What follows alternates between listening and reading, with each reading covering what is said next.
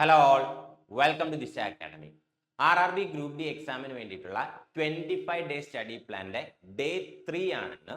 And ഇന്നത്തെ സെഷനിൽ നമ്മൾ ഡിസ്കസ് ചെയ്യാൻ പോകുന്ന സബ്ജക്ട്സ് ഹിസ്റ്ററി ആൻഡ് പൊളിറ്റി ആണ്. ഓൾറെഡി ഈ സബ്ജക്ട്സുകളുടെ ഹിസ്റ്ററിയുടെയും പൊളിറ്റിയുടെയും ഒരു സെഷൻ നമ്മൾ കണ്ടക്ട് ചെയ്തിരുന്നു. ഇത് ഹിസ്റ്ററിയുടെയും പൊളിറ്റിയുടെയും രണ്ടാമത്തെ സെഷനാണ്. ഈ ഒരു സെഷന്റെ മെറ്റീരിയൽസും നിങ്ങൾക്ക് ഷെയർ ചെയ്ത് തരുന്നതായിരിക്കും. ആൻഡ് ആ മെറ്റീരിയൽസിൽ രണ്ട് സബ്ജക്ട്സിൽ നിന്നുമായിട്ട് അറൌണ്ട് 50 ക്വസ്റ്റ്യൻസ് ഉണ്ട്. ആൻഡ് ആ ഒരു മെറ്റീരിയലിലെ മെജോറിറ്റി ക്വസ്റ്റ്യൻസും ഈ ഒരു സെഷനിൽ നമ്മൾ കവർ ചെയ്യാനായിട്ട് ശ്രമിക്കുന്നതായിരിക്കും. സോ ഒട്ടും ടൈം വേസ്റ്റ് ചെയ്യേണ്ട, നമുക്ക് നേരെ ക്വസ്റ്റ്യനിലേക്ക് പോകാം. First question: which of the following parts of the Indian Constitution contains Article 239 to 241 that deals with Union Territories?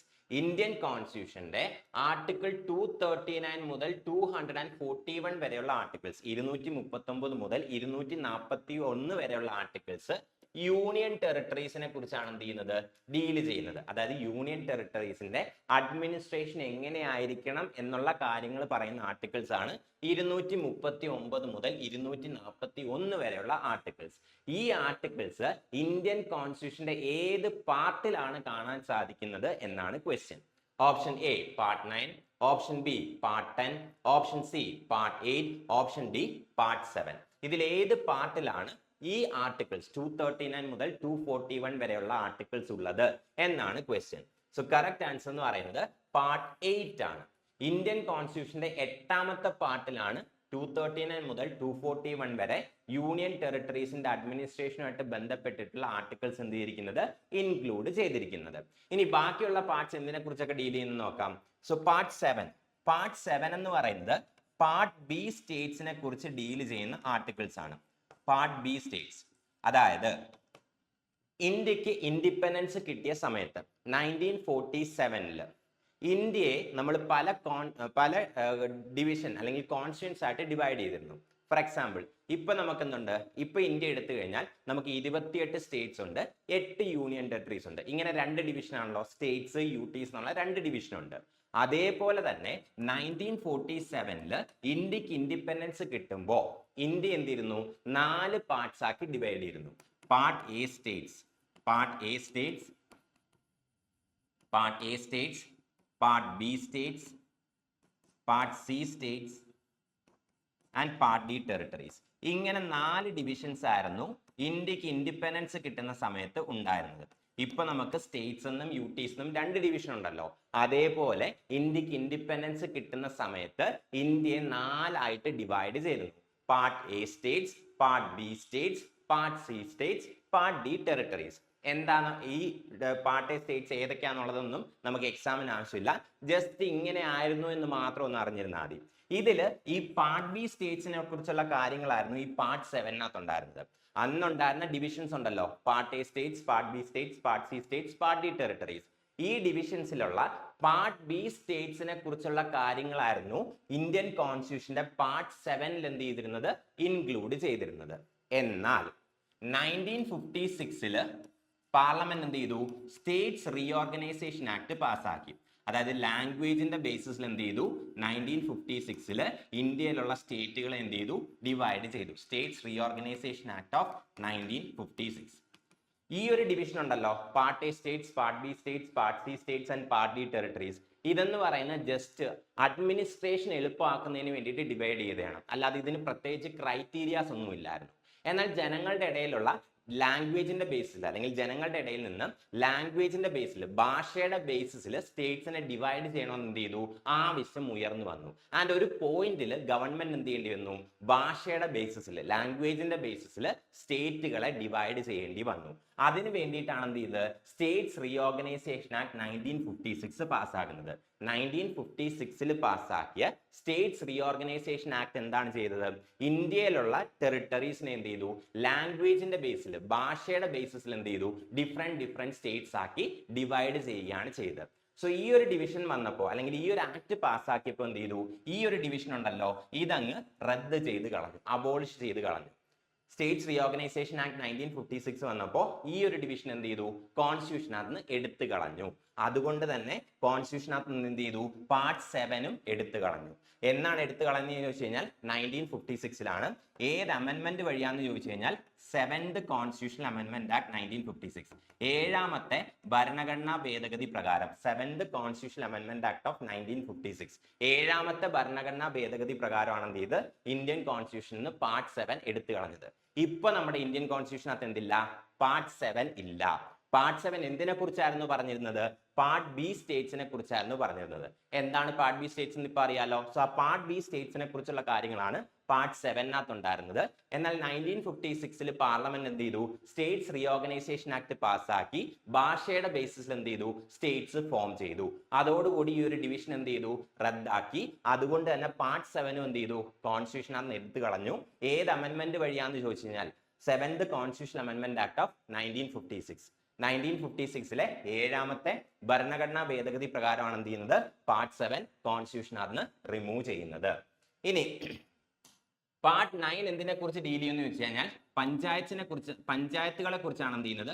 Part 9 deal ചെയ്യുന്നത്. പാർട്ട് 9 പഞ്ചായത്തുമായിട്ട് ബേസ് ചെയ്തിട്ടുള്ള പ്രൊവിഷൻസ് ആണ് ഇന്ത്യൻ കോൺസ്റ്റിറ്റ്യൂഷന്റെ പാർട്ട് 9 എന്ത് ചെയ്തിരിക്കുന്നത്? ഇൻക്ലൂഡ് ചെയ്തിരിക്കുന്നത്. ഇനി പാർട്ട് 10 എന്താണുള്ളതെന്ന് ചോദിച്ചു കഴിഞ്ഞാൽ scheduled and tribal areas. So ഇന്ത്യയിലുള്ള ഷെഡ്യൂൾഡ് ഏരിയാസിന്റെയും ട്രൈബൽ ഏരിയാസിന്റെയും കാര്യം, scheduled areas and tribal areas, ഇതിന്റെ കാര്യമാണ് എന്ത് ചെയ്യുന്നത്? ഈ ഒരു പാർട്ട് 10 ഇൻക്ലൂഡ് ചെയ്തിരിക്കുന്നത്. സോ പാർട്ട് 10 എന്താണുള്ളതെന്ന് ചോദിച്ചു കഴിഞ്ഞാൽ scheduled and tribal areas. So scheduled and tribal ഏരിയാസിന്റെ കാര്യമാണ് പാർട്ട് 10 എന്ത് ചെയ്തിരിക്കുന്നത്? ഇൻക്ലൂഡ് ചെയ്തിരിക്കുന്നത്. Next question. As on April 2022, the Indian Constitution contains dash articles with 12 schedules. April 2022 പ്രകാരം ഇന്ത്യൻ കോൺസ്റ്റിറ്റ്യൂഷനകത്ത് എത്ര ആർട്ടിക്കിൾസ് ഉണ്ട്? ഇന്ത്യൻ കോൺസ്റ്റിറ്റ്യൂഷനകത്ത് 12 ഷെഡ്യൂൾസ് ഉണ്ടെന്ന് ക്വസ്റ്റ്യനകത്ത് തന്നെ പറഞ്ഞിട്ടുണ്ട്. പക്ഷേ ഇന്ത്യൻ കോൺസ്റ്റിറ്റ്യൂഷനകത്ത് എത്ര ആർട്ടിക്കിൾസ് ഉണ്ട് എന്നാണ് ചോദിച്ചിരിക്കുന്നത്.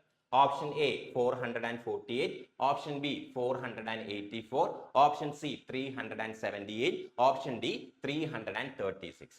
ഇന്ത്യൻ കോൺസ്റ്റിറ്റ്യൂഷനകത്ത് നിലവിൽ അല്ലെങ്കിൽ ഏപ്രിൽ 2022 എത്ര ആർട്ടിക്കിൾസ് ഉണ്ട് എന്നാണ് ചോദിച്ചിരിക്കുന്നത്. സോ കറക്റ്റ് ആൻസർ എന്ന് പറയുന്നത് ഓപ്ഷൻ എ ആണ്, 448. 448 ആർട്ടിക്കിൾസ് ആണ് ഇന്ത്യൻ കോൺസ്റ്റിറ്റ്യൂഷനകത്തുള്ളത്. സോ നമ്മുടെ കോൺസ്റ്റിറ്റ്യൂഷന്റെ സ്ട്രക്ചർ എന്ന് പറയുന്നത് എക്സാമിന് ചോദിക്കാൻ ചാൻസ് ഉണ്ട്. എത്ര ആർട്ടിക്കിൾസ് ഉണ്ട്, എത്ര പാർട്സ് ഉണ്ട്, എത്ര ഷെഡ്യൂൾസ് ഉണ്ടെന്നൊക്കെ ചോദിക്കാം. കോൺസ്റ്റിറ്റ്യൂഷന്റെ സ്ട്രക്ചർ നോക്കിക്കഴിഞ്ഞാൽ ആസ് ഓഫ് നൗ കറന്റ്ലി ഇപ്പൊ നിലവിൽ കോൺസ്റ്റിറ്റ്യൂഷന്റെ സ്ട്രക്ചർ എങ്ങനെയാണെന്ന് ചോദിച്ചു കഴിഞ്ഞാൽ കോൺസ്റ്റിറ്റ്യൂഷനകത്ത് ഒരു പ്രിയാമ്പിൾ ഉണ്ട്. പ്രിയാമ്പിൾ എന്ന് പറയുന്നത് എന്താണെന്നറിയാലോ? ആമുഖം. സോ ഒരു പ്രിയാമ്പിൾ ഉണ്ട്. പ്രിയാമ്പിൾ കഴിഞ്ഞതിന് ശേഷം 448 ആർട്ടിക്കിൾസ് ഉണ്ട്. 448 ആർട്ടിക്കിൾസ് ഉണ്ട്. ഈ ആർട്ടിക്കിൾസിലാണ് എന്തുള്ളത്? നമ്മുടെ റൈറ്റ്സ്, നമ്മുടെ സിറ്റിസൺസിന് അവൈലബിൾ ആയിട്ടുള്ള റൈറ്റ്സ്, ഗവൺമെന്റ് പവേഴ്സ്, അങ്ങനെയുള്ള കാര്യങ്ങൾ, ഗവൺമെന്റിന് എങ്ങനെ സ്റ്റേറ്റ് റൺ ചെയ്യണം എന്നുള്ള ഗൈഡ് ലൈൻസ്, ഇതെല്ലാം ഈ ആർട്ടിക്കിൾസിനകത്താണ് എന്ത് ചെയ്യുന്നത്? എഴുതി ചേർത്തിരിക്കുന്നത്. സോ 448 ആർട്ടിക്കിൾസ് ഉണ്ട്. ഈ 448 ആർട്ടിക്കിൾസിനെ 25 പാർട്സ് ആയിട്ട് എന്ത് ചെയ്തിട്ടുണ്ട്? ഡിവൈഡ് ചെയ്തിട്ടുണ്ട്. അതായത് ഈ 448 ആർട്ടിക്കിൾസിൽ ചില ആർട്ടിക്കിൾസ് എന്താണ്? സിമിലർ ആയിട്ടുള്ള ആർട്ടിക്കിൾസ് ആണ്. ഫോർ എക്സാമ്പിൾ നമ്മുടെ ആദ്യത്തെ ക്വസ്റ്റ്യൻ എടുക്കുക. ആദ്യത്തെ ക്വസ്റ്റ്യനകത്ത് ആർട്ടിക്കിൾ 239 മുതൽ 241 വരെയുള്ള ആർട്ടിക്കിൾസ് എന്തിനെ കുറിച്ചായിരുന്നു ഡീൽ ചെയ്തത്? യൂണിയൻ ടെറിട്ടറീസിനെ കുറിച്ചായിരുന്നു ഡീൽ ചെയ്തത്. തൊട്ട് മുന്നത്തെ ക്വസ്റ്റ്യൻ ആർട്ടിക്കിൾ 239 മുതൽ 241 വരെയുള്ള ആർട്ടിക്കിൾസ് എന്തിനെ കുറിച്ചാണ് ഡീൽ ചെയ്തിരുന്നത്? യൂണിയൻ ടെറിട്ടറീസിനെ കുറിച്ചാണ് ഡീൽ ചെയ്തിരുന്നത്. സോ സിമിലർ ആയിട്ടുള്ള ആർട്ടിക്കിൾസ് ആണ്. അതുകൊണ്ട് തന്നെ എന്ത് ചെയ്തു? അത് പാർട്ട് 8 എന്ന് പറഞ്ഞൊരു സെപ്പറേറ്റ് പാർട്ടിനകത്ത് വെച്ചിരുന്നു. അതേപോലെ തന്നെ ഈ 448 ആർട്ടിക്കിൾസിനകത്ത് പല ആർട്ടിക്കിൾസും എന്താണ്? സിമിലർ ആയിട്ടുള്ള ആർട്ടിക്കിൾസ് ആണ്. ഒരേപോലുള്ള കാര്യങ്ങൾ പറയുന്ന ആർട്ടിക്കിൾസ് ആണ്. അങ്ങനെ സിമിലർ ആയിട്ടുള്ള ആർട്ടിക്കിൾസിനെ എന്ത് ചെയ്യുന്നുണ്ട്? നമ്മൾ ഗ്രൂപ്പ് ചെയ്യുന്നുണ്ട്. ഒരു ഗ്രൂപ്പായിട്ട് മാറ്റി വെച്ചിട്ടുണ്ട്. ആ ഗ്രൂപ്പിങ്ങിനെ പറയുന്ന പേരാണ് എന്ത്? പാർട്ട് എന്ന് പറയുന്നത്. സോ ഇങ്ങനെ 448 ആർട്ടിക്കിൾസിനെ, സിമിലർ ആയിട്ട് ആർട്ടിക്കിൾസിനെ എന്ത് ചെയ്തു? ഒരു ഗ്രൂപ്പാക്കി വെച്ചുകൊണ്ട് പല ഗ്രൂപ്പ്സ് ഫോം ചെയ്തിട്ടുണ്ട്. അങ്ങനെ ടോട്ടൽ 25 ഗ്രൂപ്പ്സ് ഉണ്ട്, അല്ലെങ്കിൽ 25 പാർട്സ് ഉണ്ട്. അത് കൂടാതെ 12 ഷെഡ്യൂൾസ് ഉണ്ട്. എന്താണ് ഷെഡ്യൂൾ എന്ന് ചോദിച്ചു കഴിഞ്ഞാൽ നമ്മുടെ കോൺസ്റ്റിറ്റ്യൂഷന്റെ മെയിൻ ടെക്സ്റ്റ് എന്ന് പറയുന്നത്, അല്ലെങ്കിൽ പ്രധാന ഭാഗം എന്ന് പറയുന്നത് ഈ ആർട്ടിക്കിൾസ് ആണ്.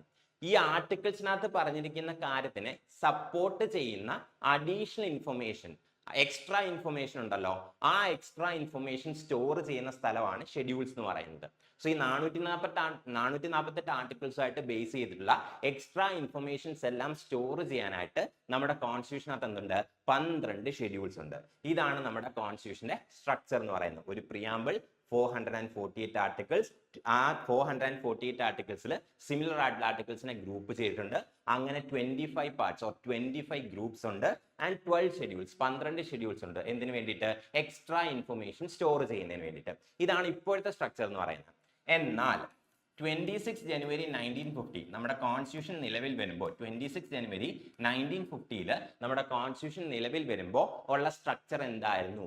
അതും എക്സാമിന് ചോദിക്കാറുണ്ട്. സോ 26 ജനുവരി 1950 കോൺസ്റ്റിറ്റ്യൂഷൻ നിലവിൽ വരുമ്പോൾ കോൺസ്റ്റിറ്റ്യൂഷനകത്ത് ഒരു പ്രിയാമ്പിൾ ഉണ്ടായിരുന്നു.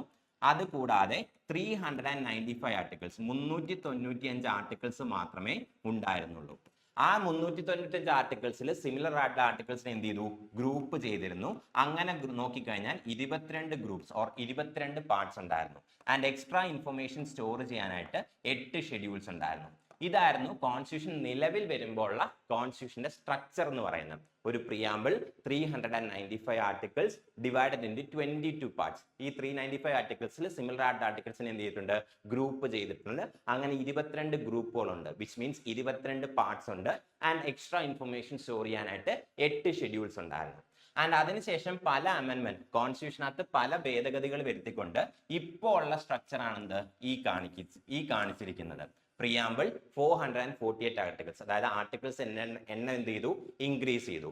ചില ആർട്ടിക്കിൾസ് എടുത്തു കളഞ്ഞു, പുതിയ ചില ആർട്ടിക്കിൾസ് ആഡ് ചെയ്തു, ചില ആർട്ടിക്കിൾസിനകത്ത് ചേഞ്ചസ് വരുത്തി.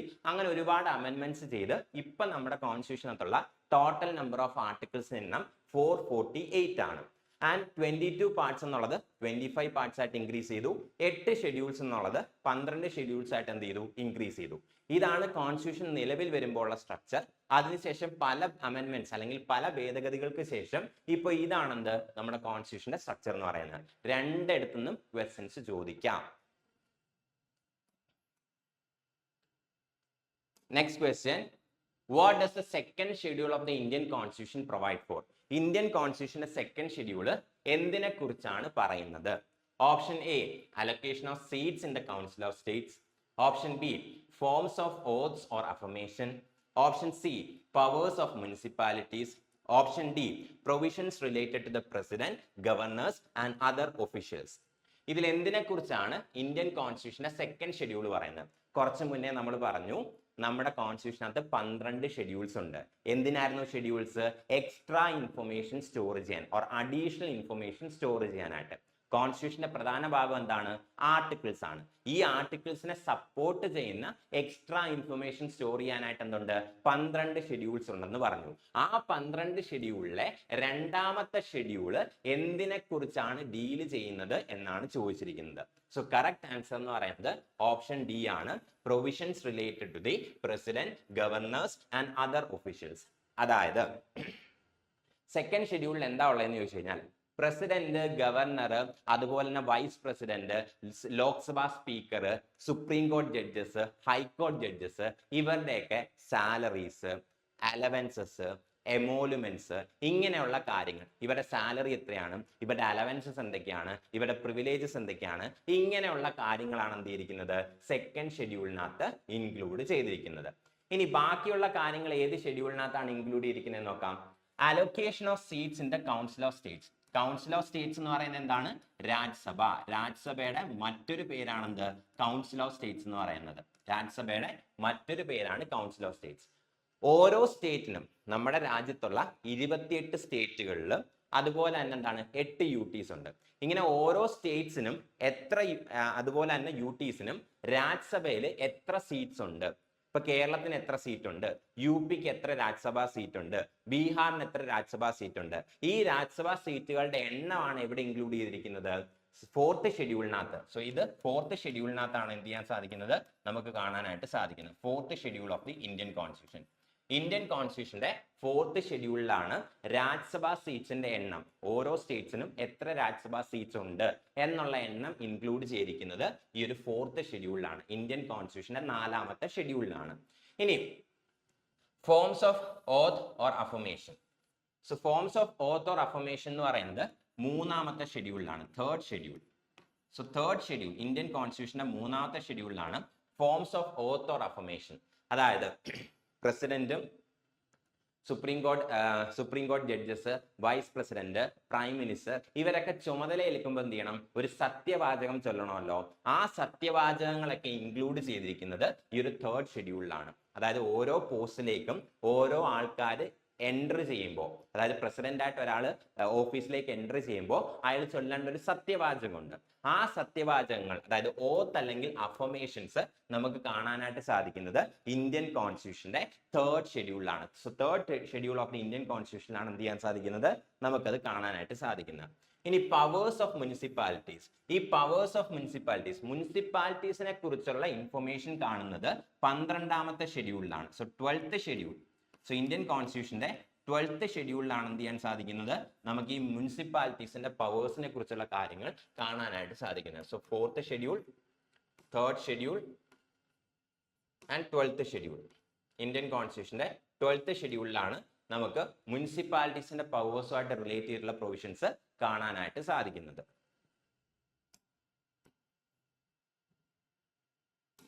Next question, under which list is education placed in the Indian constitution? Indian കോൺസ്റ്റിറ്റ്യൂഷനിലെ ഏത് ലിസ്റ്റിലാണ്? അതായത് നമ്മൾ നേരത്തെ കുറച്ച് ഷെഡ്യൂൾസുകൾ കണ്ടു, അതുപോലെ തന്നെ നമ്മുടെ ഇന്ത്യൻ കോൺസ്റ്റിറ്റ്യൂഷനകത്ത് എന്തുണ്ട്? ഷെഡ്യൂൾ 7 എന്ന് പറഞ്ഞിട്ടുള്ള ഒരു ഷെഡ്യൂൾ ഉണ്ട്. സോ ഇന്ത്യൻ കോൺസ്റ്റിറ്റ്യൂഷനകത്ത് ഷെഡ്യൂൾ 7 ഉണ്ട്. 7th schedule of the Indian constitution, Indian കോൺസ്റ്റിറ്റ്യൂഷന്റെ 7ാമത്തെ ഷെഡ്യൂൾ. ഈ ഇന്ത്യൻ കോൺസ്റ്റിറ്റ്യൂഷന്റെ 7ാമത്തെ ഷെഡ്യൂളിനകത്ത് 3 ലിസ്റ്റുകളെ കുറിച്ച് പറഞ്ഞിട്ടുണ്ട്. അതായത് യൂണിയൻ ലിസ്റ്റിനെ കുറിച്ച് പറഞ്ഞിട്ടുണ്ട്, സ്റ്റേറ്റ് ലിസ്റ്റിനെ കുറിച്ച് പറഞ്ഞിട്ടുണ്ട്, ആൻഡ് കൺകറന്റ് ലിസ്റ്റിനെ കുറിച്ച് പറഞ്ഞിട്ടുണ്ട്. So union list, state list, concurrent list, ഇങ്ങനെ 3 ലിസ്റ്റുകളെ കുറിച്ച് എന്ത് ചെയ്യുന്നുണ്ട്? പറഞ്ഞിട്ടുണ്ട്.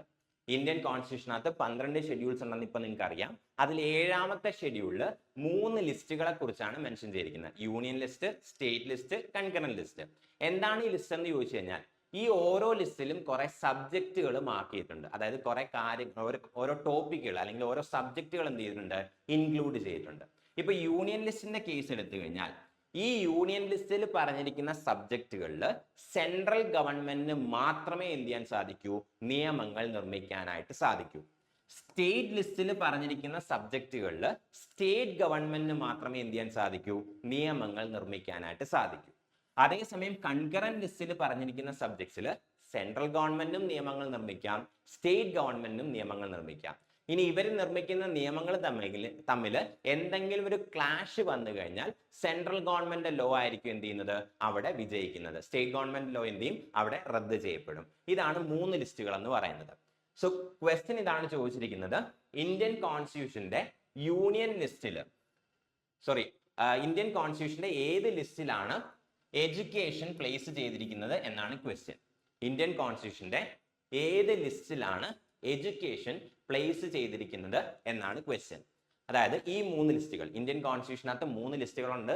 Union list, state list, concurrent list. ഇതിൽ ഏത് ലിസ്റ്റിലാണ് എഡ്യൂക്കേഷൻ ഉള്ളത് എന്നാണ് ചോദിച്ചിരിക്കുന്നത്. സോ കറക്റ്റ് ആൻസർ എന്ന് പറയുന്നത് ഓപ്ഷൻ ബി ആണ്, കൺകറന്റ് ലിസ്റ്റ്. എഡ്യൂക്കേഷൻ എന്ന് പറയുന്നത് കൺകറന്റ് ലിസ്റ്റിനകത്തുള്ള ഒരു സബ്ജക്റ്റ് ആണ്. ഇന്ത്യൻ കോൺസ്റ്റിറ്റ്യൂഷന്റെ 3 ലിസ്റ്റുകളിൽ കൺകറന്റ് ലിസ്റ്റിലാണ് നമുക്ക് എന്ത് കാണാനായിട്ട് സാധിക്കുന്നത്? എഡ്യൂക്കേഷൻ കാണാനായിട്ട് സാധിക്കുന്നത്. ഇനി ഇപ്പൊ നമ്മൾ യൂണിയൻ ലിസ്റ്റ് എടുക്കുകയാണെങ്കിൽ, ഈ യൂണിയൻ ലിസ്റ്റിനകത്ത് ടോട്ടൽ 100 സബ്ജക്റ്റുകളുണ്ട്. യൂണിയൻ ലിസ്റ്റിനകത്ത് ടോട്ടൽ 100 സബ്ജക്റ്റ് ഉണ്ട്. ഇത് വേണമെങ്കിലും എക്സാമിന് ക്വസ്റ്റ്യൻ ആയിട്ട് ചോദിക്കാം. യൂണിയൻ ലിസ്റ്റിൽ എത്ര സബ്ജക്റ്റ് ഉണ്ട് എന്നുള്ള രീതിയിൽ ഡയറക്റ്റ് ക്വസ്റ്റ്യൻ ചോദിക്കാം. യൂണിയൻ ലിസ്റ്റിൽ ടോട്ടൽ 100 സബ്ജക്റ്റുകൾ എന്ത് ചെയ്യാൻ സാധിക്കും? കാണാനായിട്ട് പറ്റും. സ്റ്റേറ്റ് ലിസ്റ്റ് എടുത്തു കഴിഞ്ഞാൽ ടോട്ടൽ 61 സബ്ജക്റ്റ് ഉണ്ട്. സ്റ്റേറ്റ് ലിസ്റ്റിൽ ടോട്ടൽ 61 സബ്ജക്റ്റ് ഉണ്ട്. കൺകറന്റ് ലിസ്റ്റിൽ ടോട്ടൽ 52 സബ്ജക്ട്സ് ഉണ്ട്. 52 സബ്ജക്ട്സ്, 52 സബ്ജക്റ്റുകൾ കൺകറന്റ് ലിസ്റ്റിലുണ്ട്. യൂണിയൻ ലിസ്റ്റിൽ 100 സബ്ജക്റ്റ് ഉണ്ട്. സ്റ്റേറ്റ് ലിസ്റ്റിൽ 61 സബ്ജക്ട്സ് ഉണ്ട്. കൺകറന്റ് ലിസ്റ്റിൽ 52 സബ്ജക്ട്സ് ഉണ്ട്. ഇനി ഈ ഒരു ടോപ്പിക്കിൽ നിന്ന് ഇമ്പോർട്ടന്റ് ആയിട്ട് അറിഞ്ഞിരിക്കേണ്ട ഒരു കാര്യം, ഒറിജിനൽ കോൺസ്റ്റിറ്റ്യൂഷനിൽ, അതായത് കോൺസ്റ്റിറ്റ്യൂഷൻ നിലവിൽ വരുമ്പോൾ 26 ജനുവരി 1950 കോൺസ്റ്റിറ്റ്യൂഷൻ നിലവിൽ വരുമ്പോൾ സ്റ്റേറ്റ് ലിസ്റ്റിൽ ഉണ്ടായിരുന്ന സബ്ജക്റ്റുകളുടെ ടോട്ടൽ എണ്ണം എന്ന് പറയുന്നത് 66 ആയിരുന്നു. എന്നാൽ 42nd കോൺസ്റ്റിറ്റ്യൂഷൻ അമെൻമെന്റ് ആക്ട് ഓഫ് 1976. 1976 1976 42ാമത്തെ ഭരണഘടനാ ഭേദഗതി പ്രകാരം സ്റ്റേറ്റ് ലിസ്റ്റിൽ ഉണ്ടായിരുന്ന 5 സബ്ജക്റ്റുകൾ എന്ത് ചെയ്തു? കൺകറന്റ് ലിസ്റ്റിലോട്ട് മാറ്റി. സോ കൺകറന്റ് ലിസ്റ്റിൽ ആദ്യം കോൺസ്റ്റിറ്റ്യൂഷൻ നിലവിൽ വരുമ്പോൾ 47 സബ്ജക്ട് മാത്രമേ ഉണ്ടായിരുന്നുള്ളൂ. സ്റ്റേറ്റ് ലിസ്റ്റിൽ 66 സബ്ജക്ട്സ് ഉണ്ടായിരുന്നു. 26 ജനുവരി 1950 കോൺസ്റ്റിറ്റ്യൂഷൻ നിലവിൽ വരുമ്പോൾ നമ്മുടെ സ്റ്റേറ്റ് ലിസ്റ്റിൽ 66 സബ്ജക്ട്സ് ഉണ്ടായിരുന്നു. ആൻഡ് കൺകറന്റ് ലിസ്റ്റിൽ 47 സബ്ജക്ട്സ് ആയിരുന്നു ഉണ്ടായിരുന്നത്. എന്നാൽ 42ാമത്തെ ഭരണഘടനാ ഭേദഗതി പ്രകാരം 42nd കോൺസ്റ്റിറ്റ്യൂഷൻ അമെൻമെന്റ് ആക്ട് ഓഫ് 1976 പ്രകാരം എന്ത് ചെയ്തു? നമ്മുടെ സ്റ്റേറ്റ് ലിസ്റ്റിൽ ഉണ്ടായിരുന്ന 5 സബ്ജക്റ്റുകൾ കൺകറന്റ് ലിസ്റ്റിലേക്ക് മാറ്റി. അതുകൊണ്ടാണ് സ്റ്റേറ്റ് ലിസ്റ്റിൽ ഇപ്പോൾ 61 സബ്ജക്ട്സ് ഉള്ളത്. 66 ഉണ്ടായിരുന്നു, 5 എണ്ണം എന്ത് ചെയ്തു? മാറ്റി. അപ്പൊ എന്തായിട്ട് മാറി? 61 ആയിട്ട് മാറി. കൺകറന്റ് ലിസ്റ്റിൽ 47 ഉണ്ടായിരുന്നു, 5 എണ്ണം പുതുതായിട്ട് ആഡ് ചെയ്തു. അതായത് സ്റ്റേറ്റ് ലിസ്റ്റിൽ നിന്ന് കൺകറന്റ് ലിസ്റ്റിലേക്ക് കൊണ്ടുവന്നു. അങ്ങനെ എന്തായിട്ട് മാറി? ടോട്ടൽ 52 ആയിട്ട് മാറി. ഇനി ഈ 5 സബ്ജക്റ്റുകൾ ഏതൊക്കെയാണ്? 42nd കോൺസ്റ്റിറ്റ്യൂഷൻ അമെൻമെന്റ് ആക്ട് ഓഫ് 1976 പ്രകാരം സ്റ്റേറ്റ് ലിസ്റ്റിൽ നിന്ന് കൺകറന്റ് ലിസ്റ്റിലേക്ക് മാറ്റിയ സബ്ജക്ട്സ് ഏതാണെന്ന് അറിഞ്ഞിരിക്കണം. പ്രീവിയസ് ഇയറിൽ ഒരു ക്വസ്റ്റ്യൻ ചോദിച്ചിട്ടുണ്ട്. ഏതൊക്കെയാണ് 5 സബ്ജക്ട്സ് എന്ന് ചോദിച്ചു കഴിഞ്ഞാൽ, സ്റ്റേറ്റ് ലിസ്റ്റിൽ നിന്ന് കൺകറന്റ് ലിസ്റ്റിലേക്ക് 42nd കോൺസ്റ്റിറ്റ്യൂഷൻ അമെൻമെന്റ് ആക്ട് ഓഫ് 1976 1976 42ാമത്തെ ഭരണഘടനാ ഭേദഗതി പ്രകാരം സ്റ്റേറ്റ് ലിസ്റ്റിൽ നിന്ന് കൺകറന്റ് ലിസ്റ്റിലേക്ക് ട്രാൻസ്ഫർ ചെയ്ത 5 സബ്ജക്റ്റുകൾ ഏതൊക്കെയാണെന്ന് നോക്കാം. ഫസ്റ്റ് വൺ എന്ന് പറയുന്നത് എഡ്യൂക്കേഷൻ ആണ്. എഡ്യൂക്കേഷൻ ആദ്യം സ്റ്റേറ്റ് ലിസ്റ്റിലായിരുന്നു. എന്നാൽ 1976 1976 എന്ത് ചെയ്തു? അത് കൺകറന്റ് ലിസ്റ്റിലേക്ക് മാറ്റി. രണ്ടാമത്തേതാണെന്ത്? ഫോറസ്റ്റ് എന്ന് പറയുന്നത്. ഫോറസ്റ്റ് വനത്തിന്റെ പ്രൊവിഷൻസ് അതെന്ത് ചെയ്തു? സ്റ്റേറ്റ് ലിസ്റ്റിൽ നിന്ന് കൺകറന്റ് ലിസ്റ്റിലേക്ക് മാറ്റി. മൂന്നാമത്തേതാണെന്ത്? വെയ്റ്റ്സ് ആൻഡ് മെഷേഴ്സ് എന്ന് പറയുന്നത്. So third one is weights and measures. വെയ്റ്റ്സും മെഷേഴ്സും. അതുപോലെ തന്നെ protection of wild animals and birds. Protection of wild animals and birds.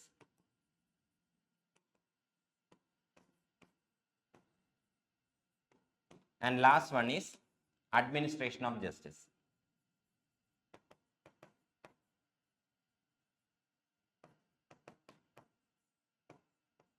ഈ 5 സബ്ജക്റ്റുകളാണ് 42ാമത്തെ ഭരണഘടനാ ഭേദഗതി പ്രകാരം സ്റ്റേറ്റ് ലിസ്റ്റിൽ നിന്ന് കൺകറന്റ് ലിസ്റ്റിലേക്ക് എന്ത് ചെയ്ത്?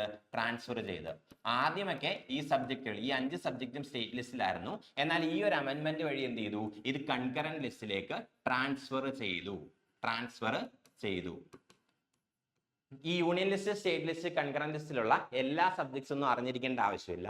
പക്ഷെ ഇത് ഇമ്പോർട്ടന്റ് ആയതുകൊണ്ട് ഈ 5 സബ്ജക്ട്സ് അറിഞ്ഞിരിക്കണം. കാരണം എക്സാമിന് വേണമെങ്കിൽ 4 ഓപ്ഷൻസ് തന്നിട്ട് ഇതിലേതാണ് കൺകറന്റ് ലിസ്റ്റിലുള്ളതെന്ന് ചോദിക്കാം. അതിനകത്ത് ഈ ഏതെങ്കിലും ഒരു ഓപ്ഷൻ ആയിരിക്കും തന്നിരിക്കുന്നത്. ബിക്കോസ് ഇത് ഇമ്പോർട്ടന്റ് ആണ്. കാരണം സ്റ്റേറ്റ് ലിസ്റ്റിൽ ആയിരുന്നത് കൺകറന്റ് ലിസ്റ്റിലേക്ക് മാറ്റിയതാണ് 42nd കോൺസ്റ്റിറ്റ്യൂഷൻ അമെൻമെന്റ് ആക്ട് ഓഫ് 1976 പ്രകാരം. സോ ഈ 5 സബ്ജക്റ്റുകൾ, ഏതൊക്കെ 5 സബ്ജക്റ്റുകളാണ് ട്രാൻസ്ഫർ ചെയ്തതെന്ന് അറിഞ്ഞിരിക്കുക. ആൻഡ് ഈ 5 സബ്ജക്റ്റുകൾ ഇപ്പൊ എവിടെയാണുള്ളത്? കൺകറന്റ് ലിസ്റ്റിലാണുള്ളത്. ഈ സബ്ജക്റ്റുകൾ ഇമ്പോർട്ടന്റ് ആയിട്ട് അറിഞ്ഞിരിക്കണം. ബാക്കിയുള്ളതൊന്നും അറിഞ്ഞില്ലെങ്കിലും വലിയ ഇഷ്യൂസ് ഇല്ല. Next question. An introductory statement in a constitution that states the reasons and guiding values of the constitution is called dash. Indian കോൺസ്റ്റിറ്റ്യൂഷന്റെ ഇൻട്രൊഡക്ടറി സ്റ്റേറ്റ്മെന്റിനെ വിളിക്കുന്ന പേരെന്താണ്? നമ്മുടെ കോൺസ്റ്റിറ്റ്യൂഷൻ എഴുതിയത് എന്തിനാണ്? ആൻഡ് എഴുതിയവർക്കുള്ള ഗൈഡ് ലൈൻസ് കൊടുക്കുന്ന ഒരു ഇൻട്രൊഡക്ടറി സ്റ്റേറ്റ്മെന്റ്. നമ്മുടെ കോൺസ്റ്റിറ്റ്യൂഷന്റെ ഉള്ളിൽ എന്താണുള്ളത്? നമ്മുടെ കോൺസ്റ്റിറ്റ്യൂഷന്റെ ഉള്ളടക്കം എന്താണ്? എന്ത് മനസ്സിൽ കണ്ടിട്ടാണ് കോൺസ്റ്റിറ്റ്യൂഷൻ മേക്കേഴ്സ് ഈ കോൺസ്റ്റിറ്റ്യൂഷൻ എഴുതിയത്? ഇങ്ങനെ പറയുന്ന ആ ഒരു ഇൻട്രൊഡക്ടറി സ്റ്റേറ്റ്മെന്റ്, നമ്മുടെ കോൺസ്റ്റിറ്റ്യൂഷന്റെ ഇൻട്രൊഡക്ടറി സ്റ്റേറ്റ്മെന്റിനെ വിളിക്കുന്ന പേര് എന്താണ് എന്നാണ് question. Option A article, option B fundamental rights, option C preamble, option D close. So correct answer എന്ന് പറയുന്നത് പ്രിയാമ്പിൾ ആണ്. പ്രിയാമ്പിൾ അതായത് ആമുഖം. ഇന്ത്യൻ ഭരണഘടനയുടെ ആമുഖമാണെന്ത്? ഇൻട്രൊഡക്ടറി സ്റ്റേറ്റ്മെന്റ് എന്ന് പറയുന്നത്. നമ്മുടെ കോൺസ്റ്റിറ്റ്യൂഷന്റെ ഇൻട്രൊഡക്ടറി സ്റ്റേറ്റ്മെന്റ് അല്ലെങ്കിൽ ഇൻട്രൊഡക്ഷൻ എന്ന് പറയുന്നത് എന്താണ്? പ്രിയാമ്പിൾ ആണ്. ഈ പ്രിയാമ്പിളിനകത്താണ് എന്തുള്ളത്, നമ്മുടെ കോൺസ്റ്റിറ്റ്യൂഷൻ എഴുതാനുണ്ടായ കാരണങ്ങളും അതുപോലെ തന്നെ നമ്മുടെ കോൺസ്റ്റിറ്റ്യൂഷൻ മേക്കേഴ്സ് എന്ത് മനസ്സിൽ കണ്ടിട്ടാണ് ഈ കോൺസ്റ്റിറ്റ്യൂഷൻ എഴുതിയതെന്നുള്ള കാര്യങ്ങളും നമുക്ക് പ്രിയാമ്പിൾ നോക്കിയാൽ കാണാനായിട്ട് സാധിക്കും. സോ പ്രിയാമ്പിൾ ആണ് ഇന്ത്യൻ കോൺസ്റ്റിറ്റ്യൂഷന്റെ ഇൻട്രൊഡക്ടറി സ്റ്റേറ്റ്മെന്റ് എന്ന് പറയുന്നത്. Next question, who called the preamble of the Indian Constitution the political horoscope of our Constitution? ആരാണ് ഇന്ത്യൻ കോൺസ്റ്റിറ്റ്യൂഷന്റെ പ്രിയാമ്പിളിനെ, സോ നേരത്തെ നമ്മൾ പ്രിയാമ്പിളിനെ കുറിച്ച് പറഞ്ഞായിരുന്നു, ആരാണ് ഈ പറയുന്നവരിൽ ആരാണ് ഇന്ത്യൻ കോൺസ്റ്റിറ്റ്യൂഷന്റെ പ്രിയാമ്പിളിനെ, ആമുഖത്തിനെ ഇന്ത്യൻ കോൺസ്റ്റിറ്റ്യൂഷന്റെ പൊളിറ്റിക്കൽ ഹൊറോസ്കോപ്പ്, അതായത് പൊളിറ്റിക്കൽ ജാതകം എന്ന് വിളിച്ചത്? ഹൊറോസ്കോപ്പ് എന്ന് പറയുന്നത് ജാതകമാണ്. സോ പൊളിറ്റിക്കൽ ജാതകം എന്ന് വിളിച്ചത് ഇതിൽ ആരാണ് എന്നാണ് ക്വസ്റ്റ്യൻ. ആരാണ് ഈ 4 പേരിൽ ആരാണ് ഇന്ത്യൻ കോൺസ്റ്റിറ്റ്യൂഷന്റെ, ഇന്ത്യൻ ഭരണഘടനയുടെ ആമുഖത്തിനെ, പ്രിയാമ്പിളിനെ പൊളിറ്റിക്കൽ ഹൊറോസ്കോപ്പ്, ഇന്ത്യൻ കോൺസ്റ്റിറ്റ്യൂഷന്റെ പൊളിറ്റിക്കൽ ജാതകം എന്ന് വിളിച്ചത് എന്നാണ് question. Option A doctor K M Munshi, option B M Hidayatullah, option C sir Ernest Baker, option D Alladi Krishnaswami Ayyar. So correct answer എന്ന് പറയുന്നത് ഓപ്ഷൻ എ ആണ്, doctor K M Munshi. Doctor K M മുൻഷിയാണ് Indian കോൺസ്റ്റിറ്റ്യൂഷന്റെ ആമുഖത്തിനെ, പ്രിയാമ്പിളിനെ എന്ത് വിളിച്ചത്?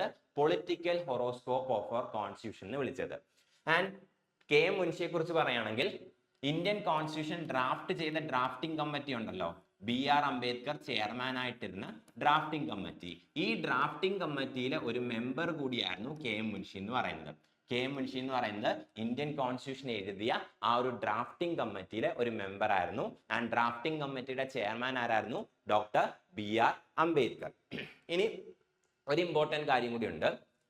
ഇന്ത്യൻ കോൺസ്റ്റിറ്റ്യൂഷനെ പ്രിയാമ്പിളിനെ, ഇന്ത്യൻ കോൺസ്റ്റിറ്റ്യൂഷന്റെ പ്രിയാമ്പിളിനെ, ആമുഖത്തിനെ identity card of the constitution, Indian കോൺസ്റ്റിറ്റ്യൂഷന്റെ ഐഡന്റിറ്റി കാർഡ് എന്ന് വിളിച്ചത്, identity card of the constitution. പ്രിയാമ്പിളിനെ ആരാണ് identity card of the constitution എന്ന് വിളിച്ചത്? ഇതും ഇമ്പോർട്ടന്റ് ആണ്, എക്സാമിന് ചോദിക്കാം. പൊളിറ്റിക്കൽ ഹൊറോസ്കോപ്പ്, പ്രിയാമ്പിളിനെ പൊളിറ്റിക്കൽ ഹൊറോസ്കോപ്പ് എന്ന് വിളിച്ചത് ആരാണ്? ഡോക്ടർ കെ എം മുൻഷിയാണ്. അതേപോലെ തന്നെ പ്രിയാമ്പിളിനെ, ആമുഖത്തിനെ കോൺസ്റ്റിറ്റ്യൂഷന്റെ identity card of the constitution എന്ന് വിളിച്ചത് ആരാണ് എന്ന് ചോദിച്ചു കഴിഞ്ഞാൽ അതിന്റെ ആൻസർ ആണ് NA പാൽക്കിവാല. NA പാൽക്കിവാല വളരെ ഫേമസ് ആയിട്ടുള്ള ഒരു ജൂറിസ്റ്റ് ആയിരുന്നു NA പാൽക്കിവാല എന്ന് പറയുന്നത്. NA പാൽക്കിവാലയാണ് പ്രിയാമ്പിളിനെ എന്ത് ചെയ്തത്? ഇന്ത്യൻ കോൺസ്റ്റിറ്റ്യൂഷന്റെ ഐഡന്റിറ്റി കാർഡ് എന്ന് ഡിസ്ക്രൈബ് ചെയ്തത്. അതും ഇമ്പോർട്ടന്റ് ആണ്. Next question, in which of the following articles of the Constitution of India is it written that India, that is Bharat, shall be a union of states? ഈ 4 articles, option article 4, article 2, article 3, article 1, ഈ 4 ആർട്ടിക്കിൾസിൽ ഏത് ആർട്ടിക്കിളിലാണ് ഇന്ത്യയെ ഒരു union of state എന്ന് വിളിച്ചിരിക്കുന്നത്? India that is Bharat. So India that is Bharat shall be union of States. ഈ ഒരു കാര്യം, ഇന്ത്യ അല്ലെങ്കിൽ ഭാരതം സ്റ്റേറ്റ്സിന്റെ ഒരു യൂണിയൻ ആയിരിക്കും എന്ന് പറഞ്ഞിരിക്കുന്നത് ഏത് ആർട്ടിക്കിളിലാണ് എന്നാണ് ക്വസ്റ്റ്യൻ. സോ കറക്റ്റ് ആൻസർ എന്ന് പറയുന്നത് ആർട്ടിക്കിൾ 1 ആണ്. ഇന്ത്യൻ കോൺസ്റ്റിറ്റ്യൂഷന്റെ 1ാമത്തെ ആർട്ടിക്കിളിലാണ് എന്ത് പറഞ്ഞിരിക്കുന്നത്? India that is Bharat, India അല്ലെങ്കിൽ ഭാരതം ഒരു യൂണിയൻ ഓഫ് സ്റ്റേറ്റ്സ് ആയിരിക്കും, സ്റ്റേറ്റ്സിന്റെ ഒരു യൂണിയൻ ആയിരിക്കും എന്ന് പറയുന്ന ആർട്ടിക്കിൾ ഏതാന്ന് ചോദിച്ചു കഴിഞ്ഞാൽ ആർട്ടിക്കിൾ 1 ആണ്. ആർട്ടിക്കിൾ 1 ഓഫ് ദി കോൺസ്റ്റിറ്റ്യൂഷൻ ആണ് ഇന്ത്യ അല്ലെങ്കിൽ ഭാരതത്തിനെ എന്ത് വിളിക്കുന്നത്? യൂണിയൻ ഓഫ് സ്റ്റേറ്റ്സ്, സ്റ്റേറ്റ്സിന്റെ ഒരു യൂണിയൻ എന്ന് വിളിക്കുന്നത്.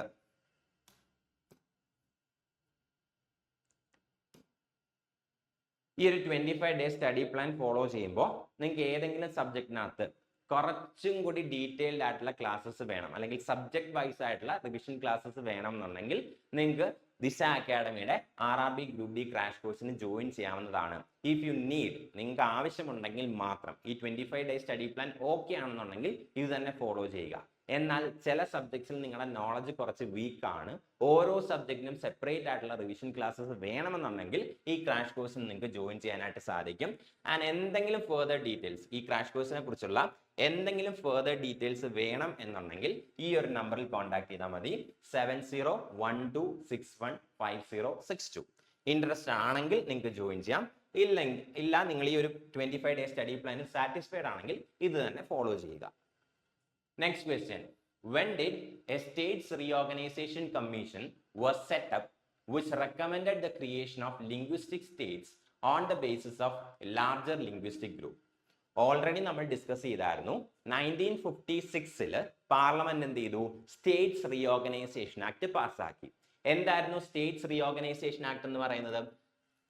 എന്തായിരുന്നു സ്റ്റേറ്റ്സ് റീഓർഗനൈസേഷൻ ആക്ട് എന്ന് പറയുന്നത്? ഇന്ത്യയിലുള്ള പ്രദേശങ്ങളെ ലാംഗ്വേജിന്റെ ബേസിൽ, ഭാഷയുടെ ബേസിസിൽ എന്ത് ചെയ്തു, പല സ്റ്റേറ്റ്സും യൂട്ടീസും ആയിട്ട് ഡിവൈഡ് ചെയ്തു. അതായിരുന്നു സ്റ്റേറ്റ്സ് റീഓർഗനൈസേഷൻ ആക്ട് 1956 എന്ന് പറയുന്നത്. നമ്മൾ പാർട്ട് 7 ഫസ്റ്റ് ക്വസ്റ്റിനകത്ത് പറഞ്ഞായിരുന്നു 1956 എന്ത് ചെയ്തു, part A, part B, part C states, part D territories, ആ ഒരു ഡിവിഷൻ എന്ത് ചെയ്തു, എടുത്തു കളഞ്ഞു. സ്റ്റേറ്റ്സ് റീഓർഗനൈസേഷൻ ആക്ട് 1956 പാസ്സാക്കി.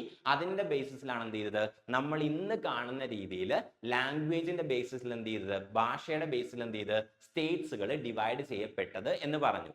ആൻഡ് ആ ഒരു ആക്ട് പാസ്സാക്കുന്നത്, അല്ലെങ്കിൽ ലാംഗ്വേജിന്റെ ബേസിൽ, ഭാഷയുടെ ബേസിസിൽ സ്റ്റേറ്റ്സിനെ ഡിവൈഡ് ചെയ്യണം, സ്റ്റേറ്റ്സിനെ റീഓർഗനൈസ് ചെയ്യണം എന്ന് പറഞ്ഞത് സ്റ്റേറ്റ്സ് റീഓർഗനൈസേഷൻ കമ്മീഷൻ ആയിരുന്നു.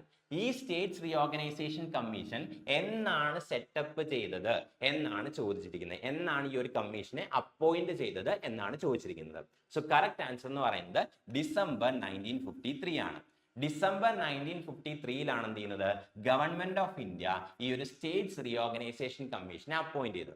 അതായത് ഭാഷയുടെ ബേസിസിൽ സ്റ്റേറ്റുകളെ റീഓർഗനൈസ് ചെയ്യണമോ, സ്റ്റേറ്റുകളെ ഡിവൈഡ് ചെയ്യണമോ എന്ന് അഭിപ്രായം അല്ലെങ്കിൽ ഒപ്പീനിയൻ അല്ലെങ്കിൽ റെക്കമെൻഡേഷൻ, സോ സ്റ്റേറ്റ്സിന്റെ ബേസിൽ, ഭാഷയുടെ ബേസിസിൽ സ്റ്റേറ്റുകളെ ഡിവൈഡ് ചെയ്യണമോ എന്നുള്ള ആ ഒരു കാര്യത്തിനകത്ത് സ്റ്റഡി ചെയ്ത് റിപ്പോർട്ട് സബ്മിറ്റ് ചെയ്യാനായിട്ട് അപ്പോയിന്റ് ചെയ്ത, ഗവൺമെന്റ് ഓഫ് ഇന്ത്യ അപ്പോയിന്റ് ചെയ്ത കമ്മീഷനാണെന്ത്, States reorganisation commission.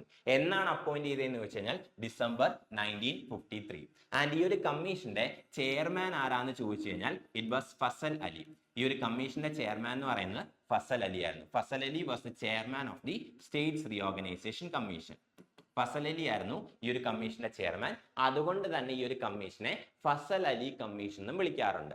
So December 1953 setup ചെയ്ത് ഈ ഒരു കമ്മീഷനാണ് ഗവൺമെന്റിനോട് എന്ത് റെക്കമെൻഡ് ചെയ്തത്, ഭാഷയുടെ ബേസിസിൽ, ലാംഗ്വേജിന്റെ ബേസിൽ സ്റ്റേറ്റ്സിനെ ഡിവൈഡ് ചെയ്യാം അല്ലെങ്കിൽ റീഓർഗനൈസ് ചെയ്യാം എന്നുള്ള സജഷൻ മുന്നോട്ട് വെച്ചത്. അതിന്റെ ബേസിസിലാണ് എന്ത് ചെയ്യുന്നത്, 1956 states reorganisation act പാസ്സാക്കുന്നത്.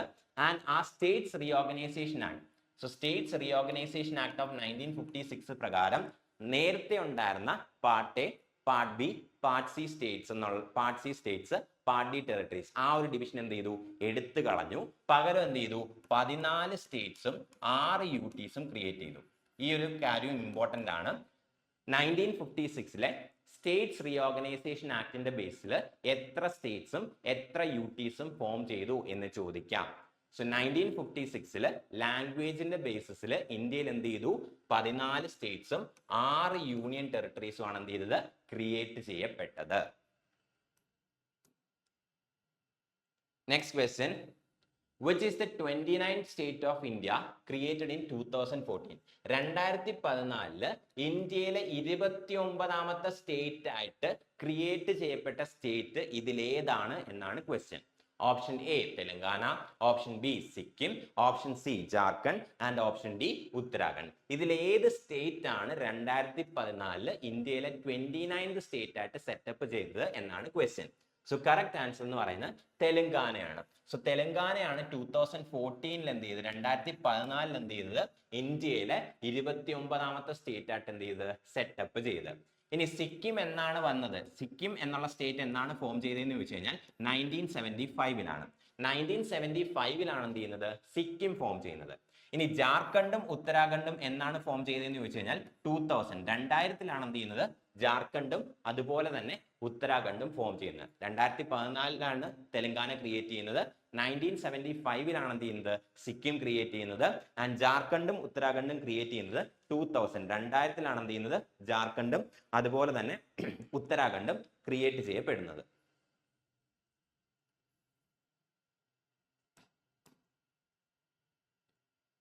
Next question. The states of Chhattisgarh, Uttarakhand and Jharkhand were created in the year dash.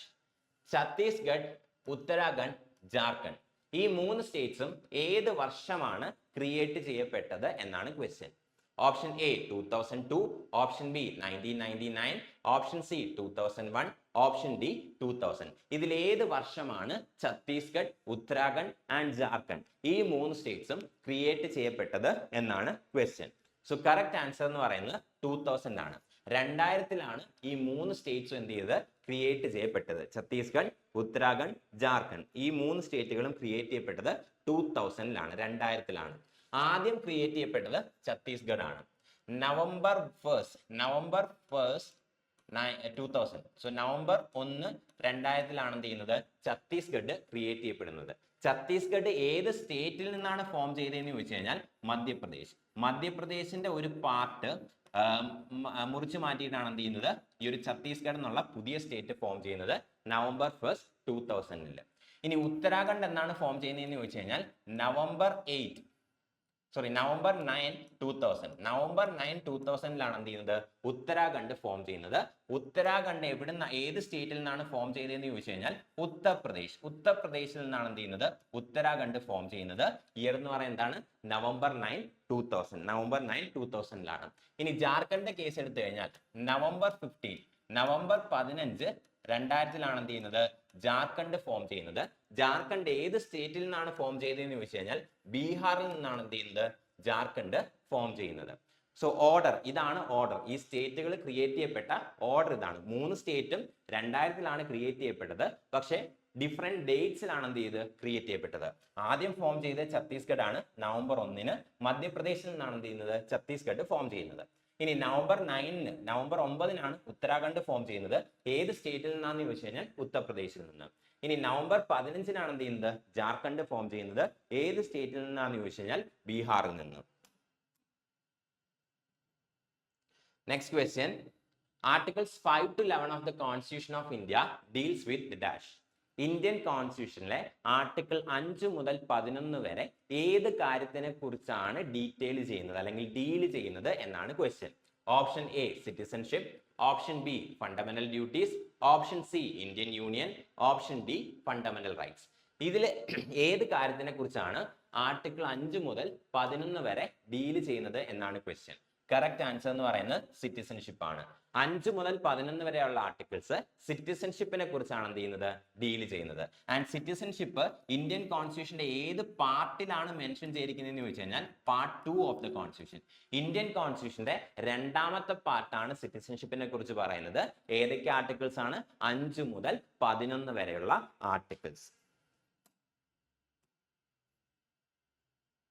Next question, since the commencement of the constitution, which act has the provisions relating to citizenship and laws of citizenship?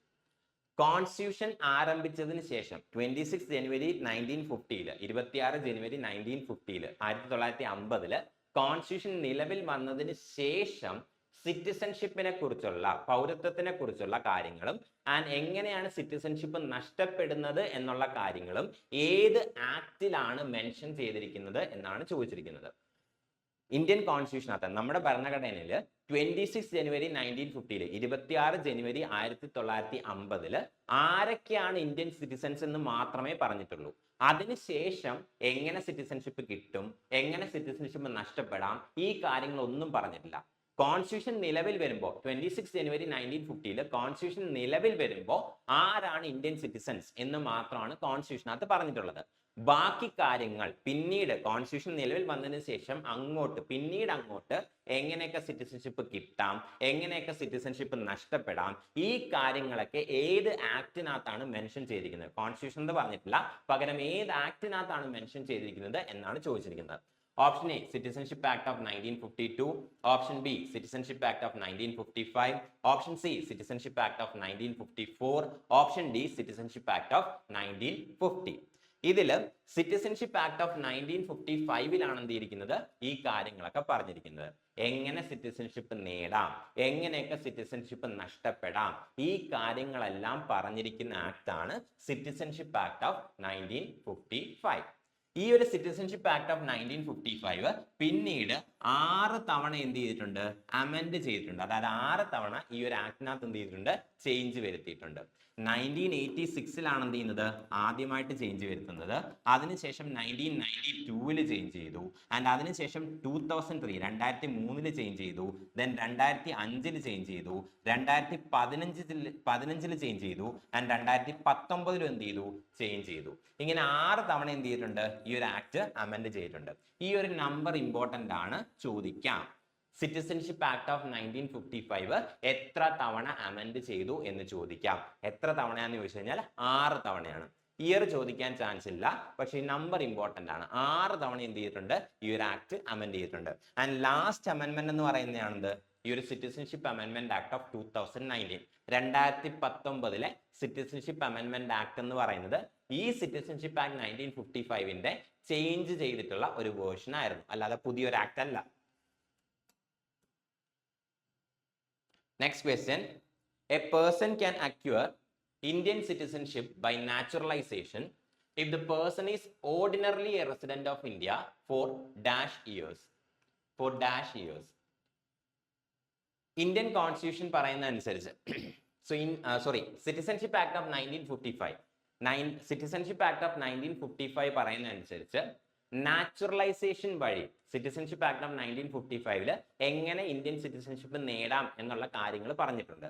അതിൽ ഒരു വേ അല്ലെങ്കിൽ ഒരു method ആണെന്ത്, naturalisation എന്ന് പറയുന്നത്. So ഈ naturalisation വഴി Indian citizenship കിട്ടണം എന്നുണ്ടെങ്കിൽ ഒരു വ്യക്തി ഇന്ത്യയിൽ എത്ര നാൾ താമസിക്കണം എന്നാണ് ക്വസ്റ്റ്യൻ ചോദിച്ചിരിക്കുന്നത്.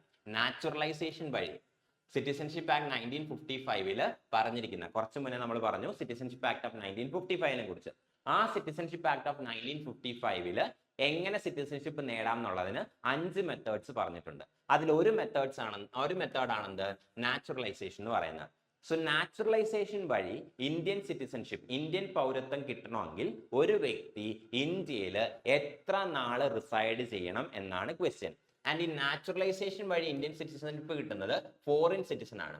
അതായത് ഒരു വിദേശിക്ക് ഇന്ത്യൻ സിറ്റിസൺഷിപ്പ് കിട്ടണമെങ്കിൽ അതിനുള്ള മെത്തേഡാണെന്ത്, നാച്ചുറലൈസേഷൻ എന്ന് പറയുന്നത്. ഒരു വിദേശ വ്യക്തിക്ക് ഇന്ത്യയുടെ സിറ്റിസൺഷിപ്പ് കിട്ടണമെങ്കിൽ നാച്ചുറലൈസേഷൻ വഴി എന്ത് കിട്ടാം, ഇന്ത്യയുടെ സിറ്റിസൺഷിപ്പ് കിട്ടാം. അങ്ങനെ ഒരു വിദേശ വ്യക്തിക്ക് നാച്ചുറലൈസേഷൻ വഴി ഇന്ത്യൻ സിറ്റിസൺഷിപ്പ് കിട്ടണമെങ്കിൽ ഇന്ത്യയിൽ എത്ര നാൾ റിസൈഡ് ചെയ്യണം, എത്ര നാൾ താമസിക്കണം എന്നാണ് question. Option A 9, option B 15, option C 5, option D 12. Correct answer എന്ന് പറയുന്നത് 12 ആണ്.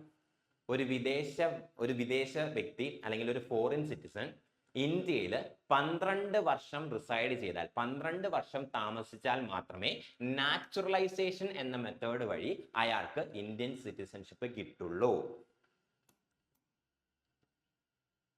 Next question. As per Article 6, Clause B, Subclause 1 of the Constitution of India, every person has a right to citizenship of India if he or she migrated from Pakistan before the dash and he or she has ordinarily been resident in the territory of India since the date of his or her migration. Indian Constitutionലെ 6ാമത്തെ article പ്രകാരം, Indian കോൺസ്റ്റിറ്റ്യൂഷനിലെ 6ാമത്തെ article പ്രകാരം പാകിസ്ഥാനിൽ നിന്ന് ഇന്ത്യയിലേക്ക് വന്ന ഒരു വ്യക്തി ഒരു ഡേറ്റിന് മുന്നേ, ഒരു പെർട്ടിക്കുലർ ഡേറ്റിന് മുന്നേ പാകിസ്ഥാനിൽ നിന്ന് ഇന്ത്യയിലേക്ക് വന്ന ഒരു വ്യക്തി, ആ ഒരു ഡേറ്റിന് ശേഷം ഇന്ത്യയിലേക്ക് വന്നതിന് ശേഷം ഇന്ത്യയിൽ താമസിച്ചു കൊണ്ടിരിക്കുകയാണ്. അങ്ങനെ ഒരു വ്യക്തിക്ക് ഇന്ത്യ എന്ത് ചെയ്യുന്നുണ്ട്, സിറ്റിസൺഷിപ്പ് കൊടുക്കുന്നുണ്ട്. ഒരു പെർട്ടിക്കുലർ ഡേറ്റ്. സോ ആ ഡേറ്റും കൂടെ പറയാം. സോ ഈ ക്വസ്റ്റ്യന്റെ ആൻസർ എന്ന് പറയുന്നത് 19 ജൂലൈ 1948 ആണ്. 19 ജൂലൈ 1948 ആണ് ഈ ഒരു ക്വസ്റ്റ്യന്റെ ആൻസർ എന്ന് പറയുന്നത്. 19 ജൂലൈ 1948. ഇന്ത്യൻ കോൺസ്റ്റിറ്റ്യൂഷന്റെ 6ാമത്തെ ആർട്ടിക്കിൾ പറയുന്ന അനുസരിച്ച് 19 ജൂലൈ 1948 മുന്നേ പാകിസ്ഥാനിൽ നിന്ന് ഇന്ത്യയിലേക്ക് ഒരാൾ മൈഗ്രേറ്റ് ചെയ്ത് വന്നു. മൈഗ്രേറ്റ് ചെയ്ത് ഇന്ത്യയിൽ എത്തിയതിനു ശേഷം അന്ന് മുതൽ ഇയാൾ ഇന്ത്യയിൽ താമസിച്ചുകൊണ്ടിരിക്കുകയാണ്. അങ്ങനെയാണെങ്കിൽ അയാൾക്ക് സിറ്റിസൺഷിപ്പ് കിട്ടും, ഇന്ത്യൻ സിറ്റിസൺഷിപ്പ് കിട്ടും എന്നാണ് ആർട്ടിക്കിൾ 6 പറയുന്നത്. ആർട്ടിക്കിൾ 6 പറയുന്ന അനുസരിച്ച് ജൂലൈ 1948 ഈ ഒരു ഡേറ്റിന് മുന്നെയാണ് പാകിസ്ഥാനിൽ നിന്ന് ഒരു വ്യക്തി ഇന്ത്യയിലേക്ക് വന്നത്. ആൻഡ് വന്ന ആ ദിവസം മുതൽ അയാൾ ഇന്ത്യയിൽ താമസിച്ചുകൊണ്ടിരിക്കുകയാണ്. അങ്ങനെയെങ്കിൽ അയാൾക്ക് ഇന്ത്യയുടെ സിറ്റിസൺഷിപ്പ് കിട്ടും എന്നാണ് എന്ത് ചെയ്യുന്നത് ആർട്ടിക്കിൾ 6 പറയുന്നത്. Next question.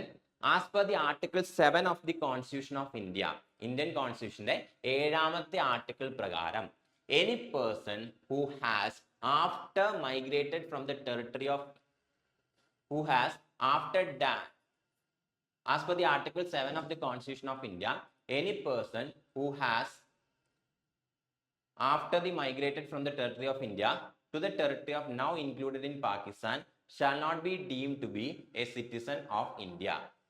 So as per the Article 7 of the Constitution of India, any person who has after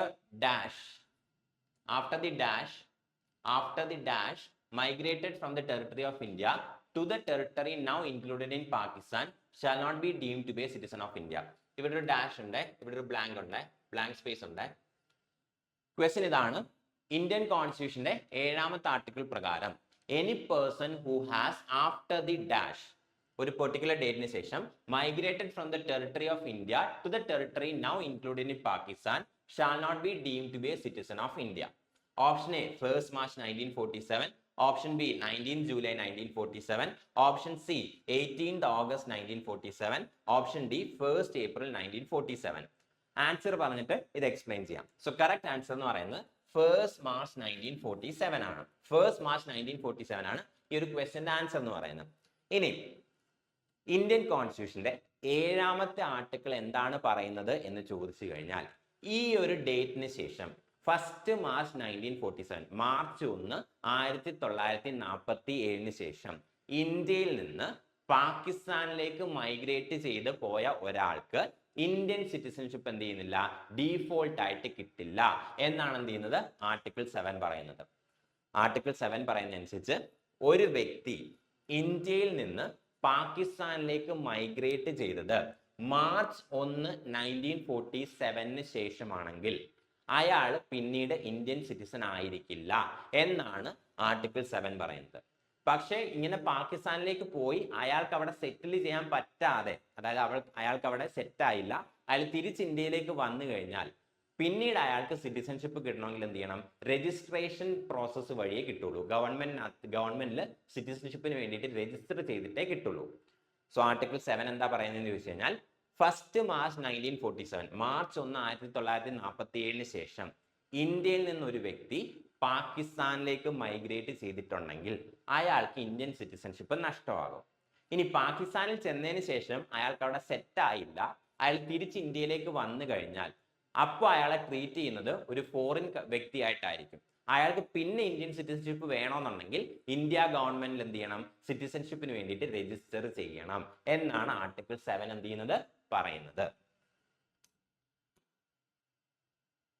next question. Which articles of the Indian Constitution has provisions about the fundamental rights in the Constitution? Indian കോൺസ്റ്റിറ്റ്യൂഷനിൽ, Indian ഭരണഘടനയിൽ fundamental റൈറ്റ്സിനെ കുറിച്ച്, മൗലിക അവകാശങ്ങളെ കുറിച്ച് പറയുന്ന articles ഏതൊക്കെയാണ് എന്നാണ് question. Option A article 52 to 78, option B articles 12 to 35, option C articles 5 to 11, option D articles 36 to 51. ഇതിൽ ഏത് ആർട്ടിക്കിൾസിലാണ് മൗലിക അവകാശങ്ങളെ കുറിച്ച്, ഫണ്ടമെന്റൽ റൈറ്റ്സിനെ കുറിച്ച് മെൻഷൻ ചെയ്തിരിക്കുന്നത് എന്നാണ് ക്വസ്റ്റ്യൻ. സോ കറക്റ്റ് ആൻസർ എന്ന് പറയുന്നത് ആർട്ടിക്കിൾ 12 to 35 ആണ്. ഇന്ത്യൻ കോൺസ്റ്റിറ്റ്യൂഷനിലെ 12 മുതൽ 35 വരെയുള്ള ആർട്ടിക്കിൾസിലാണ് ഫണ്ടമെന്റൽ റൈറ്റ്സിനെ കുറിച്ച്, മൗലിക അവകാശങ്ങളെ കുറിച്ച് എന്ത് ചെയ്തിരിക്കുന്നത്, മെൻഷൻ ചെയ്തിരിക്കുന്നത്. ആൻഡ് ഫണ്ടമെന്റൽ റൈറ്റ്സ് ഏത് പാർട്ടിലാണ്, ഇന്ത്യൻ കോൺസ്റ്റിറ്റ്യൂഷന്റെ ഏത് പാർട്ടിലാണ് ഫണ്ടമെന്റൽ റൈറ്റ്സ് ഇൻക്ലൂഡ് ചെയ്തിരിക്കുന്നതെന്ന് ചോദിച്ചു കഴിഞ്ഞാൽ പാർട്ട് 3, ഇന്ത്യൻ കോൺസ്റ്റിറ്റ്യൂഷന്റെ 3ാമത്തെ പാർട്ടിൽ ആർട്ടിക്കിൾ 12 മുതൽ 35 വരെയുള്ള ആർട്ടിക്കിൾസിലാണ് ഫണ്ടമെന്റൽ റൈറ്റ്സിനെ കുറിച്ച് എന്ത് ചെയ്തിരിക്കുന്നത്, മെൻഷൻ ചെയ്തിരിക്കുന്നത്.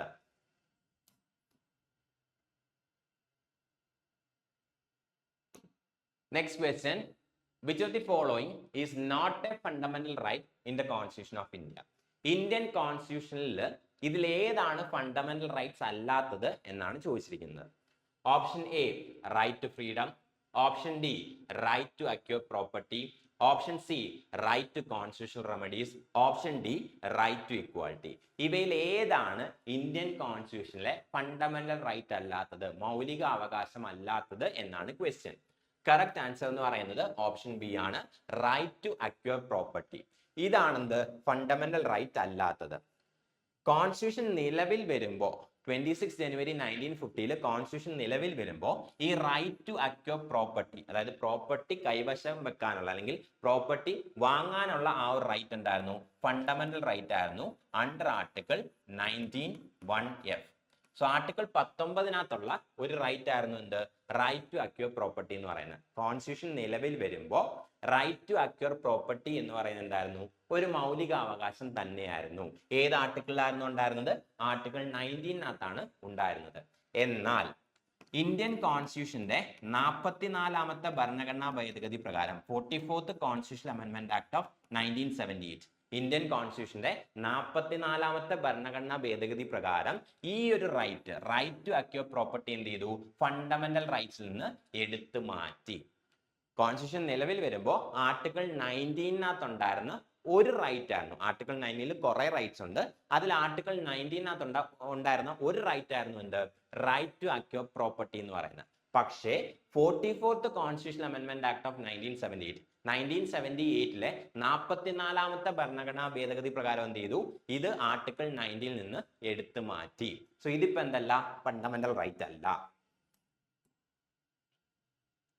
Next question, which of the following fundamental rights is mentioned from articles 25 to article 28 of the Indian Constitution?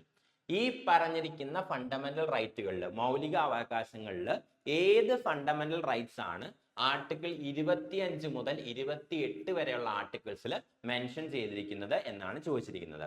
Option A right to freedom, option B right against exploitation, option C right to equality, option D right to freedom of religion.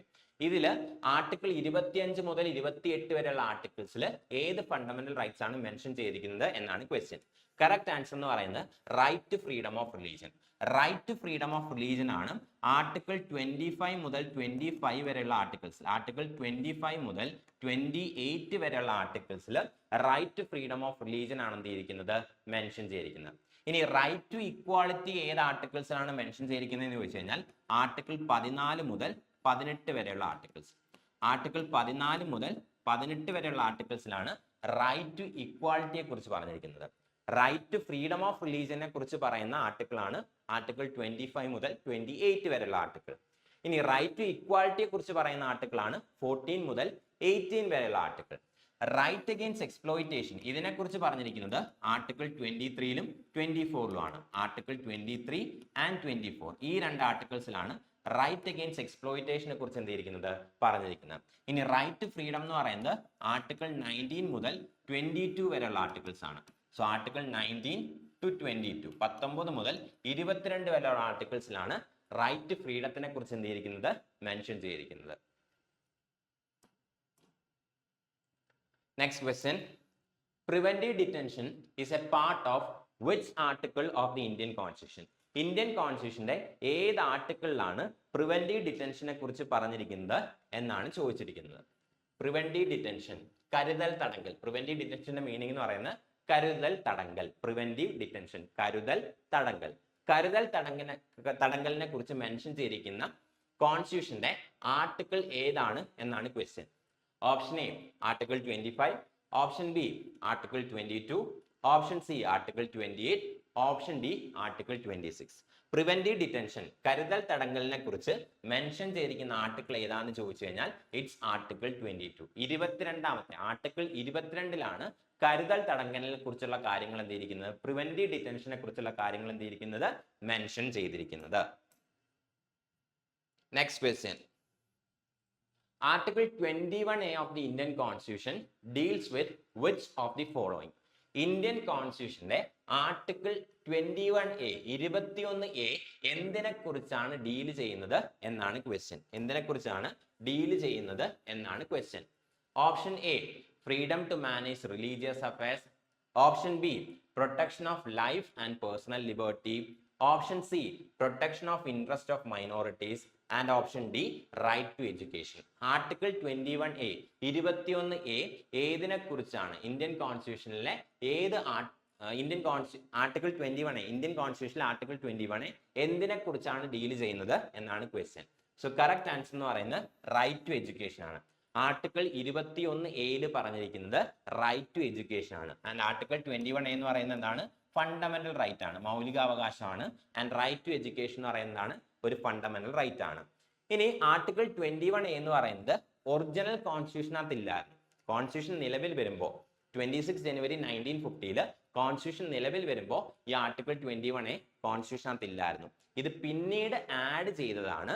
ആ add ചെയ്ത amendment ഏതാണെന്ന് ചോദിച്ചു കഴിഞ്ഞാൽ 86 constitution amendment act of 2002 2002 86ാമത്തെ ഭരണഘടനാ ഭേദഗതി പ്രകാരമാണ് right to education article 21A എന്ത് ചെയ്തത്? ഇന്ത്യൻ കോൺസ്റ്റിറ്റ്യൂഷനകത്തേക്ക് ആഡ് ചെയ്തത്. 86 കോൺസ്റ്റിറ്റ്യൂഷൻ അമെന്റ്മെന്റ് ആക്ട് ഓഫ് 2002 2002 86ാമത്തെ ഭരണഘടനാ ഭേദഗതി പ്രകാരമാണ് ആർട്ടിക്കിൾ 21A എന്ത് ചെയ്തത്? ഫണ്ടമെന്റൽ റൈറ്റ് ആയിട്ട് കോൺസ്റ്റിറ്റ്യൂഷനകത്തേക്ക് ആഡ് ചെയ്തത്. ആൻഡ് ആർട്ടിക്കിൾ 21A എന്ന് പറയുന്നത് റൈറ്റ് ടു എഡ്യൂക്കേഷനെ കുറിച്ചാണ് എന്ത് ചെയ്യുന്നത്? ഡീല് ചെയ്യുന്നത്. Next question. Which one of the following fundamental rights is available to both the citizens of India and the foreigner? Indian സിറ്റിസൺസിനും ഫോറിനേഴ്സിനും ഒരേപോലെ അവൈലബിൾ ആയിട്ടുള്ള ഫണ്ടമെന്റൽ റൈറ്റ്സ് ഇതിലേതാണ് എന്നാണ് ചോദിച്ചിരിക്കുന്നത്. Option A prohibition of discrimination on the basis of religion, race, gender, caste or place of birth article 15. Option B equality of opportunity in the matter of public employment article 16. Option C preservation of language, script and culture of minorities article 29. And option D freedom to manage religious matters article 26. ഇതിലേതാണ് Indian സിറ്റിസൺസിനും അതുപോലെ തന്നെ ഫോറിനേഴ്സിനും വിദേശ വ്യക്തികൾക്കും ഒരേപോലെ available ആയിട്ടുള്ള fundamental rights, മൗലിക അവകാശം എന്നാണ് ചോദിച്ചിരിക്കുന്നത്. സോ കറക്റ്റ് ആൻസർ എന്ന് പറയുന്നത് it's option D, that is freedom to manage religious matters article 26. ഇനി ഇവിടെ ശ്രദ്ധിക്കേണ്ട കാര്യം, നമ്മുടെ ഫണ്ടമെന്റൽ റൈറ്റ്സിൽ, മൗലികാവകാശങ്ങളിൽ ചില ഫണ്ടമെന്റൽ റൈറ്റ്സ് ഇന്ത്യൻ സിറ്റിസൺസിന് മാത്രമാണ് എന്തുള്ളത്? ആപ്ലിക്കബിൾ ആയിട്ടുള്ളത്. So applicable only to Indian citizens. Indian സിറ്റിസൺസിന് മാത്രം ആപ്ലിക്കബിൾ ആയിട്ടുള്ള ചില ഫണ്ടമെന്റൽ റൈറ്റ്സ് ഉണ്ട്. ടോട്ടൽ 5 ഫണ്ടമെന്റൽ റൈറ്റ്സ് ആണ്. നമ്മുടെ ഫണ്ടമെന്റൽ റൈറ്റുകളിൽ 5 ഫണ്ടമെന്റൽ റൈറ്റ്സ് ഇന്ത്യൻ സിറ്റിസൺസിന് മാത്രമേ അവൈലബിൾ ആയിട്ടുള്ളൂ. അത് ഏതൊക്കെയാണെന്ന് ചോദിച്ചു കഴിഞ്ഞാൽ ഫസ്റ്റ് വൺ ആണെന്ത്? ആർട്ടിക്കിൾ 15. ആർട്ടിക്കിൾ 15 ഇന്ത്യൻ സിറ്റിസൺസിന് മാത്രമാണ് അവൈലബിൾ ആയിട്ടുള്ളത്. അതുപോലെ തന്നെ article 16, then article 19, article 29, then article 29 and the last one is article 30. And last one is article 30. So 15, 16, 19, 29 and 30. ഈ 5 ഫണ്ടമെന്റൽ റൈറ്റ്സും സിറ്റിസൺസിന് മാത്രം, ഓൺലി ടു ഇന്ത്യൻ സിറ്റിസൺസിന് മാത്രമാണ് അവൈലബിൾ ആയിട്ടുള്ളത്. ഫോറിനേഴ്സിന് അവൈലബിൾ ആയിട്ടുള്ളതല്ല. ബാക്കിയുള്ള എല്ലാ ഫണ്ടമെന്റൽ റൈറ്റ്സും, ഈ 5 ഫണ്ടമെന്റൽ റൈറ്റ്സ് ഒഴികെ ബാക്കി എല്ലാ ഫണ്ടമെന്റൽ റൈറ്റ്സും സിറ്റിസൺസിനും അവൈലബിൾ ആണ്. അതുപോലെ തന്നെ ഫോറിനേഴ്സിനും എന്താണ്? അവൈലബിൾ ആണ്. ഈ 5 റൈറ്റ്സ് മാത്രം ഈ ഒരു ഓർഡറിൽ പഠിച്ചു വെച്ചാൽ മതി. ഇന്ത്യൻ സിറ്റിസൺസിന് മാത്രം അവൈലബിൾ ആയിട്ടുള്ള ഫണ്ടമെന്റൽ റൈറ്റ്സ് ആണ് 15, 16, 19, 29, 30. സോ ഇത് 15 എന്ന് പറയുന്നത് സിറ്റിസൺസിന് മാത്രം, 16 എന്ന് പറയുന്നത് സിറ്റിസൺസിന് മാത്രം, 29 എന്ന് പറയുന്നത് സിറ്റിസൺസിന് മാത്രം. സിറ്റിസൺസിനും ഫോറിനേഴ്സിനും ഒരേപോലെ ആപ്ലിക്കബിൾ ആയിട്ടുള്ള ഫണ്ടമെന്റൽ റൈറ്റ് എന്ന് പറയുന്നത് ഈ ഓപ്ഷൻസിൽ ഡി മാത്രമാണ്, ആർട്ടിക്കിൾ 26 മാത്രമാണ്. 15, 16, 19, 29, 30 സിറ്റിസൺസിന് മാത്രം ആപ്ലിക്കബിൾ ആയിട്ടുള്ള ഫണ്ടമെന്റൽ റൈറ്റ്സ് ആണ്. Next question, what does the right to constitutional remedies mean? നമ്മുടെ കോൺസ്റ്റിറ്റ്യൂഷനകത്തുള്ള ഒരു ഫണ്ടമെന്റൽ റൈറ്റ് ആണ് എന്ത്? Right to constitutional remedies. Article 32 Indian കോൺസ്റ്റിറ്റ്യൂഷന്റെ 32ാമത്തെ ആർട്ടിക്കിൾ ആണെന്ത്? റൈറ്റ് ടു കോൺസ്റ്റിറ്റ്യൂഷണൽ റെമഡീസ് എന്ന് പറയുന്നത്. ഈ റൈറ്റ് ടു കോൺസ്റ്റിറ്റ്യൂഷണൽ റെമഡീസ് എന്താണ് മീൻ ചെയ്യുന്നത് എന്നാണ് ചോദിച്ചിരിക്കുന്നത്. Option A, all linguistic and religious minorities can set up their own educational institutions. Option B, if any citizen feels that the fundamental rights have been violated by the state, then they can move to the court. Option C, any person has the right to move freely and live anywhere in India. Option D, each and every person is equal before the law, which means that everyone will receive the same protection as per the laws of the country. Right to constitutional remedies എന്ന് mean ചെയ്യുന്നത് ഇതിൽ എന്താണ് എന്നാണ് ചോദിച്ചിരിക്കുന്നത്. So correct answer എന്ന് പറയുന്നത് option B ആണ്. If any citizen feels that the fundamental rights have been violated by the state, then they can move to the court. Right to constitutional remedies എന്താണ് mean ചെയ്യുന്നതെന്ന് ചോദിച്ചാൽ, നിങ്ങൾക്ക് ലഭിച്ചിട്ടുള്ള fundamental rights, മൗലികാവകാശങ്ങൾ violate ചെയ്യപ്പെട്ടു, അതായത് നിങ്ങൾക്ക് ലഭിക്കുന്നില്ലെന്ന് തോന്നിക്കഴിഞ്ഞാലോ, സ്റ്റേറ്റ് നിങ്ങളുടെ ഫണ്ടമെന്റൽ റൈറ്റ്സ് വയലേറ്റ് ചെയ്യുന്നു എന്ന് നിങ്ങൾക്ക് തോന്നിക്കഴിഞ്ഞാലോ, നിങ്ങൾക്ക് എന്ത് ചെയ്യാൻ സാധിക്കും? കോർട്ടിനെ അപ്രോച്ച് ചെയ്യാനായിട്ട് സാധിക്കും, കോടതിയെ സമീപിക്കാനായിട്ട് സാധിക്കും. ആൻഡ് കോടതിയുടെ ജോലിയാണ് നിങ്ങളുടെ ഫണ്ടമെന്റൽ റൈറ്റ്സ് നിങ്ങൾക്ക് ഉറപ്പാക്കി തരിക എന്നുള്ളത്. ഇതാണ് ആർട്ടിക്കിൾ 32 പറയുന്നത്. ആർട്ടിക്കിൾ 32 പറയുന്നതനുസരിച്ച് സ്റ്റേറ്റ്, അതായത് ഗവൺമെന്റ് നിങ്ങളുടെ ഫണ്ടമെന്റൽ റൈറ്റ്സ് വയലേറ്റ് ചെയ്ത് കഴിഞ്ഞാൽ, നിങ്ങൾക്ക് ലഭിക്കേണ്ട ഫണ്ടമെന്റൽ റൈറ്റ്സ് ലഭിക്കാതെ വന്നു കഴിഞ്ഞാൽ, അത് ലഭിക്കുന്നതിന് വേണ്ടിയിട്ട് നിങ്ങൾക്ക് കോടതിയെ സമീപിക്കാൻ സാധിക്കും. ആൻഡ് കോടതിയുടെ ഡ്യൂട്ടിയാണ് നിങ്ങളുടെ ഫണ്ടമെന്റൽ റൈറ്റ്സ് നിങ്ങൾക്ക് വാങ്ങിത്തരിക എന്നുള്ളത്. ഇതാണ് ആർട്ടിക്കിൾ 32 ആർട്ടിക്കിൾ 32ലെ റൈറ്റ് ടു കോൺസ്റ്റിറ്റ്യൂഷണൽ റെമഡീസ് എന്ത് ചെയ്യുന്നത്? മീൻ ചെയ്യുന്നത്. Next question. What was the name of the first dynasty that ruled over the Magad kingdom? Magad kingdom, Magadha kingdom rule ചെയ്ത, Magadha kingdom ഭരിച്ചുകൊണ്ടിരുന്ന ആദ്യത്തെ ഡൈനാസ്റ്റി ഏതാണ് എന്നാണ് ചോദിച്ചിരിക്കുന്നത്. Magadha kingdomത്തിലെ ആദ്യത്തെ ഡൈനാസ്റ്റി ഏതാണ്, ആദ്യത്തെ രാജവംശം ഏതാണെന്നാണ് ചോദിച്ചിരിക്കുന്നത്. Option A Nanda dynasty, option B Mauryan dynasty, option C Shishunaga dynasty and option D Haryanka dynasty. ഇതിൽ ഏത് ഡൈനാസ്റ്റിയാണ് മഗധ കിങ്ഡം റൂൾ ചെയ്തുകൊണ്ടിരുന്നത് എന്നാണ് ചോദിച്ചിരിക്കുന്നത്. സോ കറക്റ്റ് ആൻസർ എന്ന് പറയുന്നത്, ആദ്യം ഫസ്റ്റ് റൂൾ ചെയ്തത് എന്നാണ് ചോദിച്ചിരിക്കുന്നത്. സോ കറക്റ്റ് ആൻസർ എന്ന് പറയുന്നത് ഹാര്യൻക ഡൈനാസ്റ്റി ആണ്. ഹാര്യൻക ഡൈനാസ്റ്റി ആണ് മഗധ കിങ്ഡം റൂൾ ചെയ്ത ആദ്യത്തെ ഡൈനാസ്റ്റി എന്ന് പറയുന്നത്. ഇനി ഹര്യൻക ഡൈനാസ്റ്റി ആരാണ് ഫൗണ്ട് ചെയ്തതെന്ന് ചോദിച്ചു കഴിഞ്ഞാൽ, ഈ ഒരു ഡൈനാസ്റ്റി ആരാണ് സ്ഥാപിച്ചത് എന്ന് ചോദിച്ചാൽ, ഫൗണ്ടർ ആരാന്ന് ചോദിച്ചു കഴിഞ്ഞാൽ ആൻസർ എന്ന് പറയുന്നത് എന്താണ്? ബിംബിസാര. ബിംബിസാരയാണ് ഹാര്യൻക ഡൈനാസ്റ്റി എന്ത് ചെയ്യുന്നത്? സ്ഥാപിക്കുന്നത്. ആൻഡ് ഈ ബിംബിസാര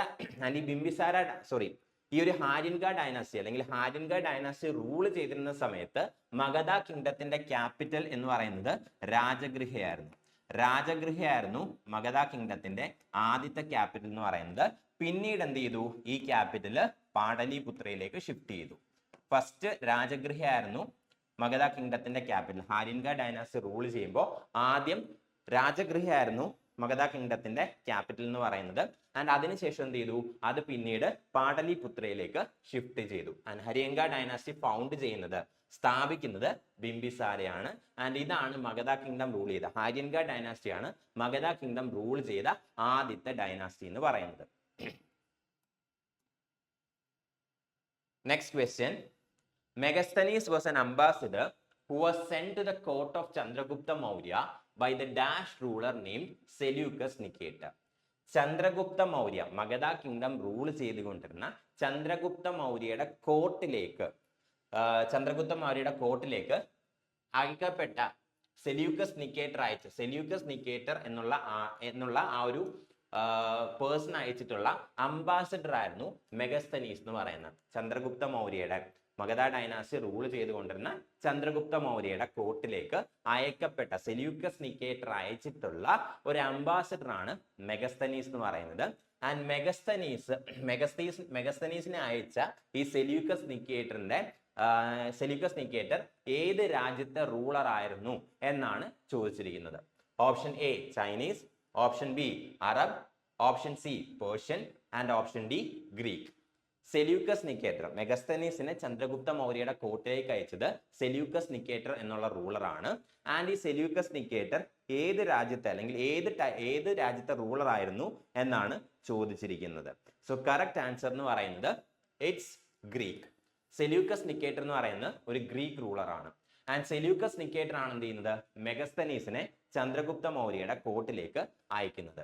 ഇനി ചന്ദ്രഗുപ്ത മൗര്യയെ കുറിച്ച് നോക്കുകയാണെങ്കിൽ ചന്ദ്രഗുപ്ത മൗര്യയാണ് എന്ത് ചെയ്യുന്നത്, മൗര്യൻ ഡൈനാസ്റ്റി ഫൗണ്ട് ചെയ്യുന്നത്. മൗര്യൻ ഡൈനാസ്റ്റി സ്ഥാപിക്കുന്നത് ചന്ദ്രഗുപ്ത മൗര്യയാണ്. He's a founder of Mauryan dynasty. Mauryan dynasty സ്ഥാപിക്കുന്നത് ചന്ദ്രഗുപ്ത മൗര്യയാണ് in the year 321 BC. 321 BC Chandragupta മൗര്യയാണ് എന്ത് ചെയ്യുന്നത്, മൗര്യൻ ഡൈനാസ്റ്റി സ്ഥാപിക്കുന്നത്. ആൻഡ് ഈ മൗര്യൻ ഡൈനാസ്റ്റി സ്ഥാപിക്കുന്നതിന്റെ ഭാഗമായിട്ട് ചന്ദ്രഗുപ്ത മൗര്യ നന്ദ കിങ്ഡത്തിനെയാണ് എന്ത് ചെയ്യുന്നത്, അല്ലെങ്കിൽ നന്ദ ഡൈനാസ്റ്റിയാണ് ഓവർത്രോ ചെയ്യുന്നത്. ചന്ദ്രഗുപ്ത മൗര്യ ഡൈനാസ്റ്റി എസ്റ്റാബ്ലിഷ് ചെയ്യുന്നതിന്, സ്ഥാപിക്കുന്നതിന് തൊട്ട് മുന്നേ മഗധ റൂൾ ചെയ്തുകൊണ്ടിരുന്നത് നന്ദ ഡൈനാസ്റ്റി ആയിരുന്നു. ചന്ദ്രഗുപ്ത മൗര്യ ഡൈനാസ്റ്റി സ്ഥാപിക്കുന്നതിന് തൊട്ടു മുന്നേ മഗധ റൂൾ ചെയ്തുകൊണ്ടിരുന്നത് നന്ദ ഡൈനാസ്റ്റി ആയിരുന്നു. ഈ നന്ദ ഡൈനാസ്റ്റിയെ റീപ്ലേസ് ചെയ്തുകൊണ്ട്, ഈ നന്ദ ഡൈനാസ്റ്റിയെ ഭരണത്തിൽ നിന്ന് മാറ്റിക്കൊണ്ടാണ് എന്ത് ചെയ്യുന്നത്, ചന്ദ്രഗുപ്ത മൗര്യ ഭരണത്തിലേക്ക് വരുന്നതും മൗര്യൻ ഡൈനാസ്റ്റി എന്ത് ചെയ്യുന്നത്, ഫൗണ്ട് ചെയ്യുന്നതും. ഏത് വർഷമാണെന്ന് ചോദിച്ചു കഴിഞ്ഞാൽ 321 BC-യിലാണ് എന്ത് ചെയ്യുന്നത്, ചന്ദ്രഗുപ്ത മൗര്യൻ ഡൈനാസ്റ്റി ഫൗണ്ട് ചെയ്യുന്നത്. ആൻഡ് ഈ ചന്ദ്രഗുപ്ത മൗര്യയുടെ മിനിസ്റ്റർ, മന്ത്രിയും അതുപോലെ തന്നെ ഗുരുവും ടീച്ചറും ആരായിരുന്നു എന്ന് ചോദിച്ചു കഴിഞ്ഞാൽ, ചന്ദ്രഗുപ്ത മൗര്യയുടെ ഗുരുവും അതുപോലെ തന്നെ ചന്ദ്രഗുപ്ത മൗര്യയുടെ മിനിസ്റ്ററും ആരാന്ന് ചോദിച്ചു കഴിഞ്ഞാൽ ചാണക്യ ആയിരുന്നു ചന്ദ്രഗുപ്ത മൗര്യയുടെ മിനിസ്റ്റർ, മന്ത്രിയും അതുപോലെ തന്നെ ടീച്ചറും. ആൻഡ് ചാണക്യ എഴുതിയിട്ടുള്ള ഫേമസ് ആയിട്ടുള്ള ബുക്കാണെന്ത്, അർത്ഥശാസ്ത്ര എന്ന് പറയുന്നത്. അർത്ഥശാസ്ത്ര എന്ന് പറയുന്നത് ചാണക്യ എഴുതിയിട്ടുള്ള ഫേമസ് ആയിട്ടുള്ള ഒരു ബുക്കാണ്. ആൻഡ് ചാണക്യ ആയിരുന്നു ചന്ദ്രഗുപ്ത മൗര്യയുടെ ടീച്ചറും അതുപോലെ തന്നെ മിനിസ്റ്റർ എന്ന് പറയുന്നത്. ആൻഡ് ചന്ദ്രഗുപ്ത മൗര്യയാണ് എന്ത് ചെയ്തത്, സെല്യൂക്കസ് നിക്കേറ്ററിനെ ചന്ദ്രഗുപ്ത മൗര്യ തന്റെ ആ ഒരു രാജ്യം അല്ലെങ്കിൽ തന്റെ എംപയർ വ്യാപിപ്പിക്കുന്നതിന്റെ ഭാഗമായിട്ട് എന്ത് ചെയ്തു, സെല്യൂക്കസ് നിക്കേറ്ററിനെ പരാജയപ്പെടുത്തിയിട്ടുണ്ട്. ആൻഡ് സെല്യൂക്കസ് നിക്കേറ്ററിന്റെ പരാജയപ്പെടുത്തിയതിനു ശേഷം ഒരു അലയൻസ് ഫോം ചെയ്തു. ആൻഡ് അലയൻസിൽ ചന്ദ്രഗുപ്ത മൗര്യ സെല്യൂക്കസ് നിക്കേറ്ററിന്റെ മകളെ വിവാഹം കഴിക്കുകയും ചെയ്തിട്ടുണ്ട്. Next question, arrange the following Mauryan emperors in the chronological order. 4 Mauryan എംപറേഴ്സിന്റെ പേര് തന്നിട്ടുണ്ട്. ഇവരെ അവർ റൂൾ ചെയ്ത ടൈം പീരീഡിനനുസരിച്ച് എന്ത് ചെയ്യുക, അറേഞ്ച് ചെയ്യുക എന്നാണ് പറയുന്നത്. അതായത് ആദ്യം വന്നത് മുതൽ അവസാനമുള്ള റൂളേഴ്സ് വരെയുള്ള രീതിയിൽ എന്ത് ചെയ്യുക, ഇവരെ അറേഞ്ച് ചെയ്യുക എന്നുള്ളതാണ് ചോദിച്ചിരിക്കുന്നത്. First Bindusara, second one Brihadratha, third one Samprati and last one is Ashoka. ഇതാണ് തന്നിരിക്കുന്ന മൗര്യൻ എംപറേഴ്സിന്റെ ഓർഡർ എന്ന് പറയുന്നത്. First is Bindusara, Brihadratha, Samprati, Ashoka. ഇവരെ ക്രോണോളജിക്കൽ ഓർഡറിൽ ഇവർ റൂൾ ചെയ്തതിനനുസരിച്ച് എന്ത് ചെയ്യുക, അറേഞ്ച് ചെയ്യുക എന്നുള്ളതാണ് ക്വസ്റ്റ്യൻ ചോദിച്ചിരിക്കുന്നത്. സോ കറക്റ്റ് ആയിട്ട് അറേഞ്ച് ചെയ്യുകയാണെങ്കിൽ ഇവരിൽ ആദ്യമായിട്ട് വരുന്നത് ബിന്ദുസാരയാണ്. ഓപ്ഷൻ ഏതാണെന്ന് നമുക്ക് നോക്കാം. ആദ്യം ബിന്ദുസാരയാണ് വരുന്നത്. സോ ഈ 4 പേരിൽ ഫസ്റ്റ് വൺ എന്ന് പറയുന്നത് ബിന്ദുസാരയാണ്. ആൻഡ് ബിന്ദുസാര ആരാന്ന് ചോദിച്ചു കഴിഞ്ഞാൽ ചന്ദ്രഗുപ്ത മൗര്യയുടെ സൺ ആണ്. Son of Chandragupta Maurya. Mauryan empire സ്ഥാപിച്ച ചന്ദ്രഗുപ്ത മൗര്യയുടെ, മൗര്യൻ ഡൈനാസ്റ്റി എസ്റ്റാബ്ലിഷ് ചെയ്ത ചന്ദ്രഗുപ്ത മൗര്യയുടെ സൺ ആണ് ബിന്ദുസാര എന്ന് പറയുന്നത്. Son of Chandragupta Maurya. ആരാണ് ബിന്ദുസാര എന്ന് ചോദിച്ചു കഴിഞ്ഞാൽ ചന്ദ്രഗുപ്ത മൗര്യയുടെ മകനാണ് ബിന്ദുസാര എന്ന് പറയുന്നത്. ആൻഡ് ബിന്ദുസാരയ്ക്ക് ശേഷം വരുന്നതാണ് അശോക. ബിന്ദുസാരയ്ക്ക് ശേഷമാണ് എന്ത് വരുന്നത്, അശോക വരുന്നത്. അശോക ആരാന്ന് ചോദിച്ചു കഴിഞ്ഞാൽ ബിന്ദുസാരയുടെ മകനാണ്. സൺ ഓഫ് ബിന്ദുസാരയാണ് എന്ത്, അശോക എന്ന് പറയുന്നത്. He's a son of Bindusara. ബിന്ദുസാരയുടെ മകനാണ് അശോക എന്ന് പറയുന്നത്. ആൻഡ് അശോകയ്ക്ക് ശേഷം വരുന്ന ആളാണ് സമ്പ്രതി എന്ന് പറയുന്നത്. സമ്പ്രതിയാണ് അശോകയ്ക്ക് ശേഷം വരുന്നത്. അശോകന്റെ ചെറുമകനാണ്, അതായത് മകന്റെ മകനാണ് സമ്പ്രതി എന്ന് പറയുന്നത്. സോ സമ്പ്രതി ആരാന്ന് ചോദിച്ചു കഴിഞ്ഞാൽ ഗ്രാൻഡ് സൺ ഓഫ് അശോക. അശോകയുടെ ഗ്രാൻഡ് സൺ, മകന്റെ മകനാണ് സമ്പ്രതി എന്ന് പറയുന്നത്. ആൻഡ് സമ്പ്രതിക്ക് ശേഷം, ഈ ഒരു ഓർഡറിൽ സമ്പ്രതിക്ക് ശേഷം വരുന്നതാണ് ബൃഹദ്രഥ. സമ്പ്രതിക്ക് ശേഷം വരുന്ന ആളാണ് ബൃഹദ്രഥ. ഇതാണ് ഓപ്ഷൻ തന്നിരിക്കുന്ന 4 പേരുകളിൽ. സോ ആദ്യം വരുന്നത് ബിന്ദുസാരയാണ്. ബിന്ദുസാര ആരാന്ന് ചോദിച്ചു കഴിഞ്ഞാൽ ചന്ദ്രഗുപ്ത മൗര്യയുടെ മകനാണ്. ബിന്ദുസാരയുടെ മകനാണ് അശോക എന്ന് പറയുന്നത്.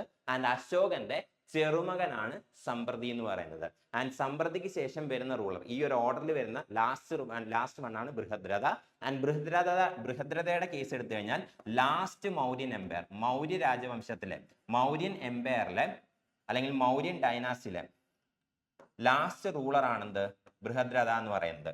മൗര്യൻ ഡൈനാസ്റ്റി എടുത്തു കഴിഞ്ഞാൽ ചന്ദ്രഗുപ്ത മൗര്യ 321 BC സെറ്റപ്പ് ചെയ്ത അല്ലെങ്കിൽ ഫൗണ്ട് ചെയ്ത ഈ ഒരു മൗര്യൻ ഡൈനാസ്റ്റി എടുത്തു കഴിഞ്ഞാൽ അതിൽ അവസാനത്തെ മൗര്യൻ റൂളർ ആണ് ബൃഹദ്രഥ എന്ന് പറയുന്നത്. ബൃഹദ്രഥയാണ് ലാസ്റ്റ് മൗര്യൻ റൂളർ. മൗര്യൻ ഡൈനാസ്റ്റിയിലെ അവസാനത്തെ റൂളറാണ് ബൃഹദ്രഥ.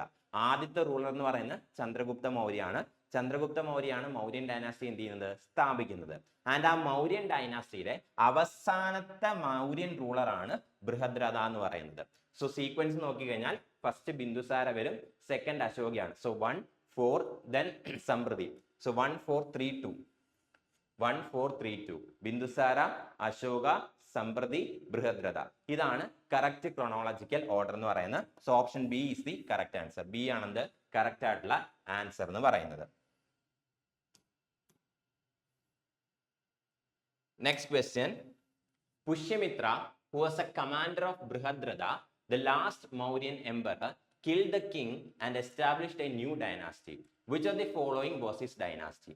ലാസ്റ്റ് മൗര്യൻ റൂളർ, നേരത്തെ ക്വസ്റ്റിനെ പറഞ്ഞ പോലെ തന്നെ ലാസ്റ്റ് മൗര്യൻ റൂളർ ആയിരുന്നു ആര്, ബൃഹദ്രഥ എന്ന് പറയുന്നത്. ചന്ദ്രഗുപ്ത മൗര്യ സ്ഥാപിച്ച മൗര്യൻ ഡൈനാസ്റ്റിയിലെ അവസാനത്തെ റൂളറാണ് ആര്, ബൃഹദ്രഥ എന്ന് പറയുന്നത്.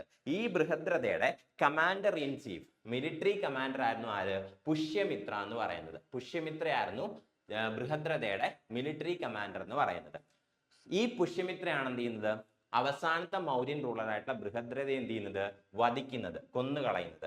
ആൻഡ് കൊന്നതിന് ശേഷം എന്ത് ചെയ്യുന്നു, പുഷ്യമിത്ര അധികാരത്തിലേക്ക് വരുന്നു. അവസാനത്തെ മൗര്യൻ റൂളർ ആയിരുന്നു ബൃഹദ്രഥ. ബൃഹദ്രഥയുടെ commander in chief, military commander ആയിരുന്നു പുഷ്യമിത്ര എന്ന് പറയുന്നത്. പുഷ്യമിത്ര എന്ത് ചെയ്യുന്നു, ബൃഹദ്രഥയെ കൊല്ലുന്നു ആൻഡ് അധികാരത്തിലേക്ക് വരുന്നു. ആൻഡ് പുഷ്യമിത്ര സ്ഥാപിച്ച ഡൈനാസ്റ്റി, പുഷ്യമിത്ര ഇങ്ങനെ അധികാരത്തിലേക്ക് വന്നതിന് ശേഷം സ്ഥാപിച്ച ഡൈനാസ്റ്റി ഏതാണെന്നാണ് ക്വസ്റ്റ്യൻ ചോദിച്ചിരിക്കുന്നത്. Option A Shunga, option B Kanva, option C Satavahana and option D Chedi. ഇതിലേതാണ് പുഷ്യമിത്ര എസ്റ്റാബ്ലിഷ് ചെയ്ത ഡൈനാസ്റ്റി എന്നാണ് ചോദിച്ചിരിക്കുന്നത്. സോ കറക്റ്റ് ആൻസർ എന്ന് പറയുന്നത് ശുംഗ ഡൈനാസ്റ്റി ആണ്. ആൻഡ് പുഷ്യമിത്രയുടെ ഫുൾ നെയിം എന്ന് പറയുന്നത് Pushyamitra ശുംഗയാണ്.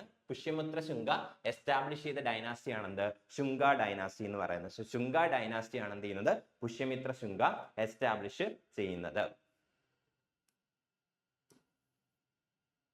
Next question.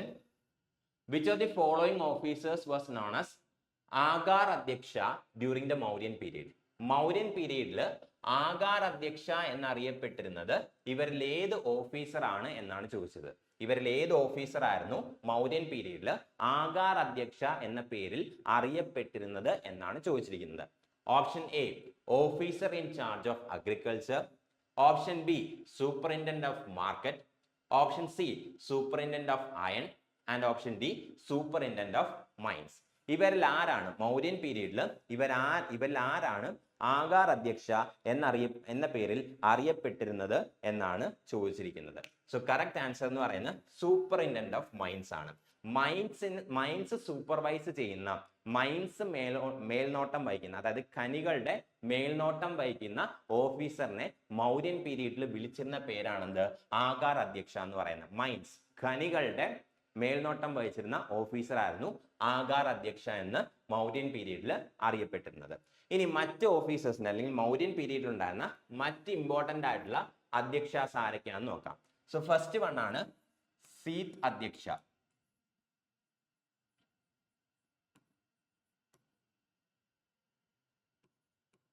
സീതാധ്യക്ഷ. First one ആണ് സീതാധ്യക്ഷ. സോ സിത് അധ്യക്ഷ ഓർ സീതാധ്യക്ഷ എങ്ങനെ വേണമെങ്കിലും വയ്ക്കാം. സോ സിത് അധ്യക്ഷ എന്ന് പറയുന്നത് ആ സമയത്തെ അഗ്രികൾച്ചർ സൂപ്പർവൈസ് ചെയ്യുന്ന, അല്ലെങ്കിൽ സൂപ്പറിൻറ്റൻഡന്റ് ഓഫ് അഗ്രികൾച്ചർ സൂപ്പർവൈസ് ചെയ്തിരുന്ന ഓഫീസറിനെ വിളിച്ചിരുന്ന പേരായിരുന്നു എന്ത്, സിത് അധ്യക്ഷ എന്ന് പറയുന്നത്. ആകാർ അധ്യക്ഷ എന്ന് പറയുന്നത് മൈൻസ് ഖനികളുടെ മേൽനോട്ടം വഹിച്ചിരുന്ന ഓഫീസർ ആയിരുന്നു മൗര്യൻ പീരീഡിൽ. സിത്ത് അധ്യക്ഷ എന്ന് പറയുന്നത് മൗര്യൻ പീരീഡിൽ അഗ്രികൾച്ചർ കൃഷിയുടെ മേൽനോട്ടം വഹിച്ചിരുന്ന ഓഫീസറിനെ വിളിച്ചിരുന്ന പേരാണെന്ത് സിത്ത് അധ്യക്ഷ എന്ന് പറയുന്നത്. And next one is സമസ്താധ്യക്ഷ.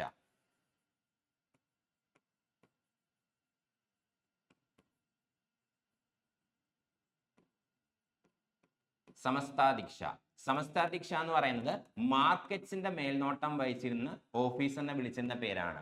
അതായത് മാർക്കറ്റ്സിന്റെ മേൽനോട്ടം വഹിച്ചിരുന്ന officer, supervisor or superintendent of മാർക്കറ്റ്സിനെ വിളിച്ചിരുന്ന പേരാണെന്ത് സമസ്താധ്യക്ഷ എന്ന് പറയുന്നത്.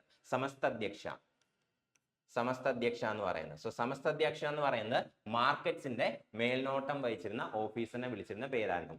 മൗര്യൻ പീരീഡിൽ ഇമ്പോർട്ടന്റ് ആയിട്ടുള്ള അധ്യക്ഷാസ് ഓഫീസേഴ്സ് ആരൊക്കെയാന്ന് ചോദിച്ചു കഴിഞ്ഞാൽ ആകാർ അധ്യക്ഷ, മൈൻസിന്റെ സൂപ്പർവിഷൻ ചെയ്തുകൊണ്ടിരുന്ന അല്ലെങ്കിൽ മൈൻസ് ഖനികളുടെ മേൽനോട്ടം വഹിച്ചുകൊണ്ടിരുന്ന ഓഫീസറാണ് ആകാർ അധ്യക്ഷ എന്ന് പറയുന്നത്.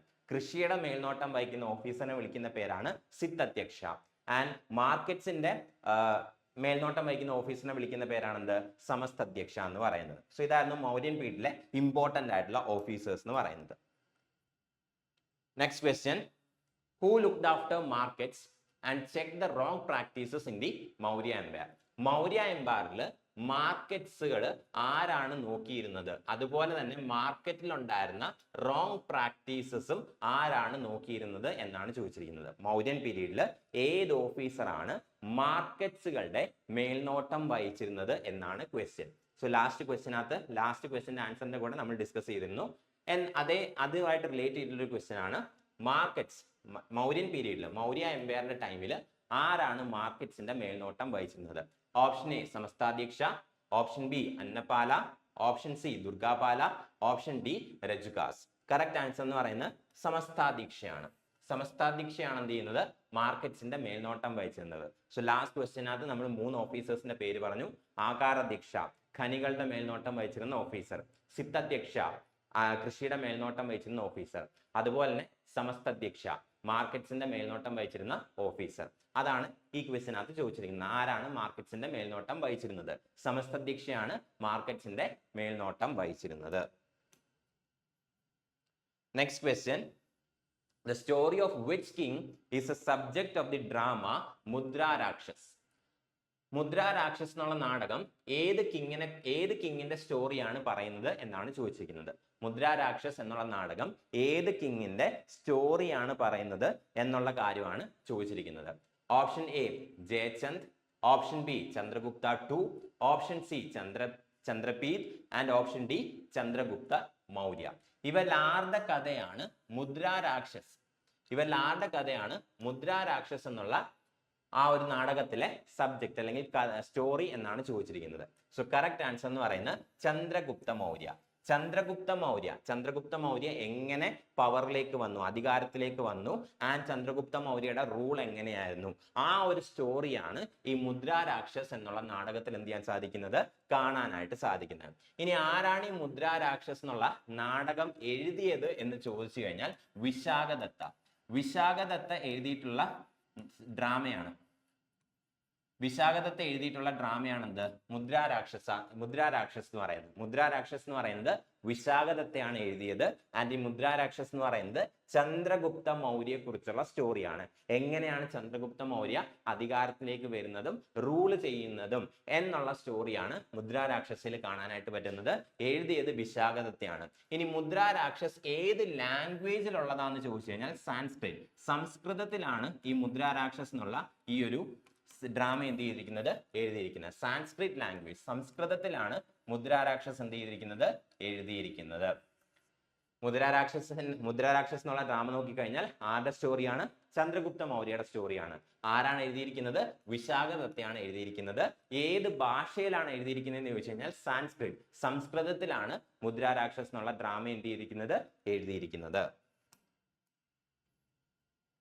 Next question, the epics of the Sangam period, Silappadigaram and Manimegale were written in the dash language. സംഘം പീരീഡിൽ ഉണ്ടായിരുന്ന സിലപ്പതികാരം അതുപോലെ തന്നെ മണിമേഖലെ പോലെയുള്ള എപ്പിക്കുകൾ ഏത് ലാംഗ്വേജിലാണ് എഴുതിയിരുന്നതെന്നാണ് ചോദിച്ചിരിക്കുന്നത്. Option A Pali, option B Paishachi, option C Sanskrit, option D Tamil.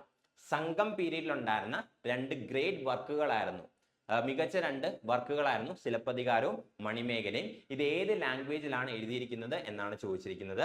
So correct answer എന്ന് പറയുന്നത് ഓപ്ഷൻ ഡി ആണ്, തമിഴ്. തമിഴിലാണ് എന്ത് ചെയ്തിരിക്കുന്നത്, സിലപ്പതികാരവും അതുപോലെ തന്നെ മണിമേഖലയും എഴുതപ്പെട്ടിരിക്കുന്നത്.